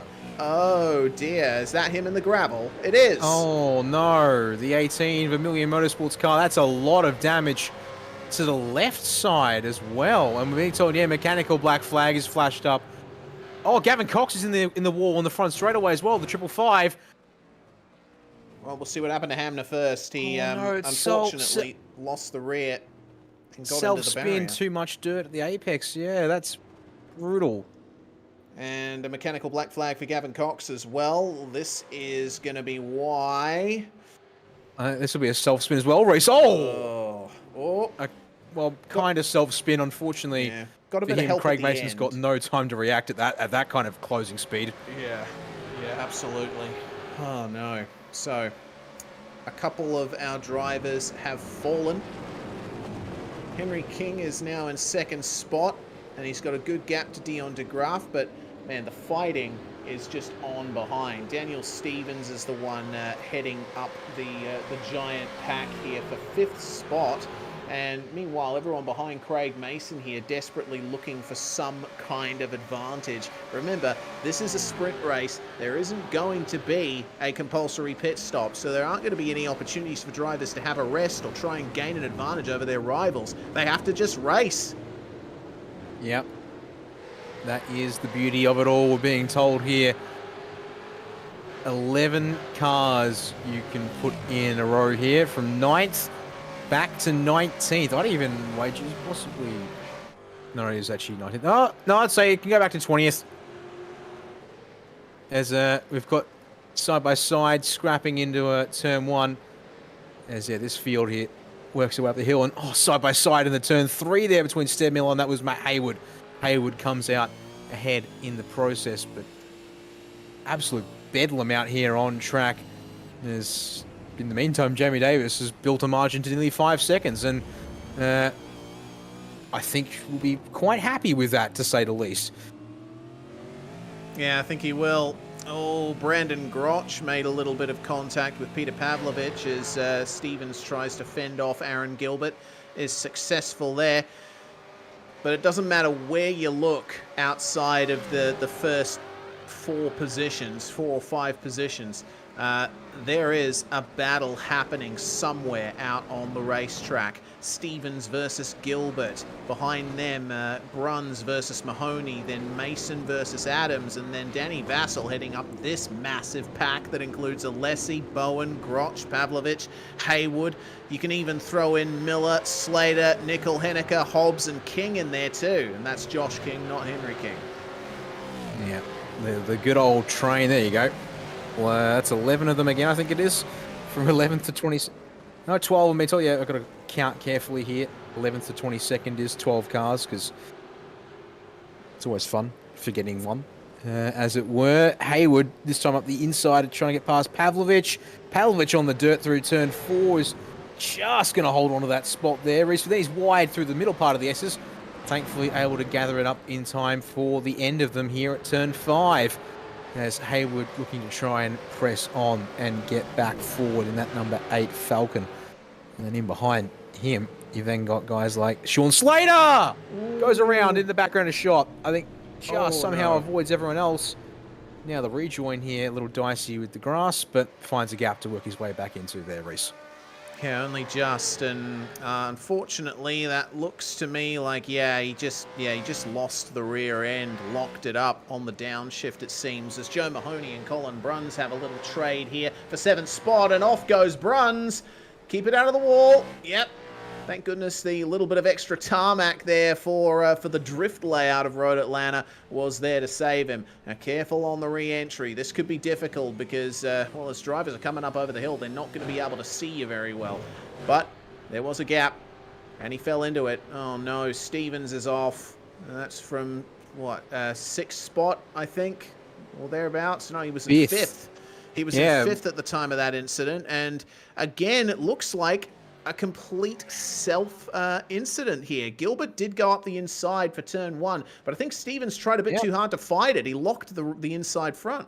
Yeah, just in too hot, trying to be able to get it pulled up in time to flick it round the outside, as you called it there, and very unfortunate for Dan Stevens, who has been over the years of the V8s, one of Aaron Gilbert's closest competitors. Over-under their attempt, and over-under again as Danny Vassell and Brandon Groch go at it, with Groch coming out on top, and Dean Alessi and Shane Bowen are going to try and, or will take advantage of that with respect to Vassell's error. And then it's a drag race between Alessi and Bowen down towards 10A, with the Falcon edging ahead, pulls ahead under brakes. Can Shane get it pulled up for the corner? He can just get it there indeed. Takes a spot around the outside of 10A and secures it by 10B as he moves himself up to 11th place, trying to stay with the 77 ahead of him in 10th there. Well, it looks like Bowen has managed to give himself a bit of breathing room through all of that. Alessi will be looking over his shoulder. Goodness, what a crazy night it's been, as we ride on board with Peter Pavlovich, trying to make some kind of impression on the top 10 here. Some gaps happening between cars, but Haywood and Vassell are fighting so hard here, and Haywood almost loses the rear through turn 5. This is 14th place that Pavlovich is looking at the moment. Will he be able to get it done? Vassell, little bit slow into the corner. Probably trying to go for some slow in, fast out there, but it forced a massive checkup from Haywood and Pavlovich, and now Peter has lost touch with that fight. Will Haywood be able to get past Vassell? Haywood definitely wants a few extra positions out of this one. Remember, he had an issue earlier that made him drop back, and he's got damage too. Vassell's going to fight him, though. And into the corner they come. Bit of room left, but at the end, it will be Vassal who once again keeps the position. Not as good momentum on the exit, though. Haywood's going to try and get him here. He'll try, but Vassal already thinking about defense, backs back out of it to take the line. And the dive from Haywood as a result, up the inside of turn 1, and makes it stick as well in the process. But Vassal crisscrossing him. Don't do it. Run up the inside. Both drivers in hot for turn 3, but they're going to pull it up together. But Vassal able to just pinch him through turn 4, and Pavlovich will take a spot in the Provich as well. Oh, easy. Haywood wanted to hang on to the spot. Tim Nichols going to end up. No! And the 8 and the 23 both off. Both in the tires in turn 5. Oh, dearie me, Reese. That's a case of a lot of drivers pushing the limits in terms of what they could do, and unfortunately, it has come to contact and cars in the fence. Yeah. Oh, that's such a shame for Tim Nicol. You know, I mean, I could see him there, you know, just saying, look, I got to take advantage of this, but he just ran too far over the curb and onto the grass, made contact with Haywood, and then over the rise and hard into the concrete barrier. That's such a shame for car number 23. He is still rolling, though, and hasn't gotten a mechanical black... Oh, he has. He has got a mechanical black flag. That's unfortunate there for Tim Nicol. But 2 laps to go for this guy up the front of the field. Jamie Davis has been untouchable in this race. Starting from the front, able to build a margin even after a safety car restart. And yeah, the drivers who have had the pace so far this season just unable to make their way forward enough in that second race, I would have to say. So absolutely credit to them for being able to put on some good pace. Yeah, both in race 2, but also he's in this third race in particular, especially given the safety car meant that he lost a couple of laps that he would have had to work the advantage, and gave everyone that mental reset. Dean Alessi's slow at turn 7. What's happened to the 34? A little slide, that's all for him. He carried on without much fuss, just got a bit of drift on the way in. Got locked up the rear end. He gathered it up before he went off the road. Very good there from the 34. And just like that, the white flag is in the air for our race leader, Reese. It all goes by very quickly, and Dion de Graaf is maybe thinking about one last crack at P2. It might, if he can line it up. Yeah, I'll have to wait and see. What were the last laps like? Henry King, 1 minute 20.3. Dion de Graaf, 119.8. Oh, hello. Aaron Gilbert and Stephen Varga make contact on the way through turn 3. I tell you what, Gilbert had a fantastic season last season. He was pretty dominant the first half of this year, but, geez, he's had a rough run tonight. This is at the end of tonight's round, Reese. We're at the halfway mark for the V8s specifically. It's the 4th round that they've contested of all of the SCOPS events this year. Last saw them out at Phillippi, and we will see them... Oh, apologies, no, my bad, sorry. The V8s run an extended support roster, and that will see them do a total of 11 rounds. So actually, no, I was looking at the 2-litre Tourist when I said that they were halfway. They are halfway, because they've got 8 races... or rounds to their name, I should say, but I'm not sure if he gets the round win with 2 wins on the track tonight, Reese, but given what happened in race 1, but Jamie Davis, well done there for taking that one. Indeed, is Varga and Mahoney going at it all the way to the line. This is going to be a drag race down to turn 12. Varga trying to shut the door. He can't do it, Reese. Outside, he gets to Mahoney to hit the brakes. Craig Mason around the outside. Whoa! It might just count on the grass. If he didn't pick up a slowdown for that. I think he got it. It's showing he's got it for now. We'll have to wait and see if it's applied a slowdown penalty post-race that couldn't be served. Fingers crossed it didn't, because that was probably a worthy finish in the sense of a dramatic and ambitious. But yeah, another moment for your 2-time race winner here tonight on screen. Might have the round locked up, might not given what happened in race 1, but all the same, that's a very nice points haul for Jamie Davis in that 92. Look forward to seeing him spring up the points score order going into the next round. We'll see these cars out at, which is a little while away, but Detroit Belle Isle. is where they'll be headed next. That's a thing to talk about later, because we've got ourselves some results to get through first. Indeed. Well, Jamie Davis by 5.5 seconds over Henry King. Dion de Graaf put the gap down to second by 5/10 there, with Varga holding on for 4th place. Looked like it was a lovely steady improvement for the 868 there. Craig Mason manages to get into the top 5. Congratulations to him. And well, after the second race, that's a great turnaround, with Joe Mahoney, Aaron Gilbert, Stefan Adams, Daniel Stevens and Brandon Groch rounding out the top 10. P11 tonight in the third race does go to Shane Bowen in the Cobalt Racing number 7 Falcon, just ahead there of Dean Alessi in the number 34, one of our many middle finger racing machines. Peter Pavlovich will have to settle for 13th there in race number 3, which is also where he finished race number 2. For good measure. Danny Vassell in 14th ahead of Stead Miller in 15th. Lindsay Hobbs brings it home in 16th place ahead of Matt Haywood there in 17th. Ben Henniker, Joshua King and Colin Bruns all pretty close behind. We'll round out your top 20 here, Reece. Sean Slater comes home in 21st after a couple of interesting offs and incidents. Anthony Green 22nd ahead of Nick McMillan, Tim Nicol and Gavin Cox. Tyson Hanmer will come home, or not come home, being the third of our retirements, with O'Keefe also not making it to the finish, and wasn't the case for Liam Jacobs either, who was out on the first lap in race 3 there.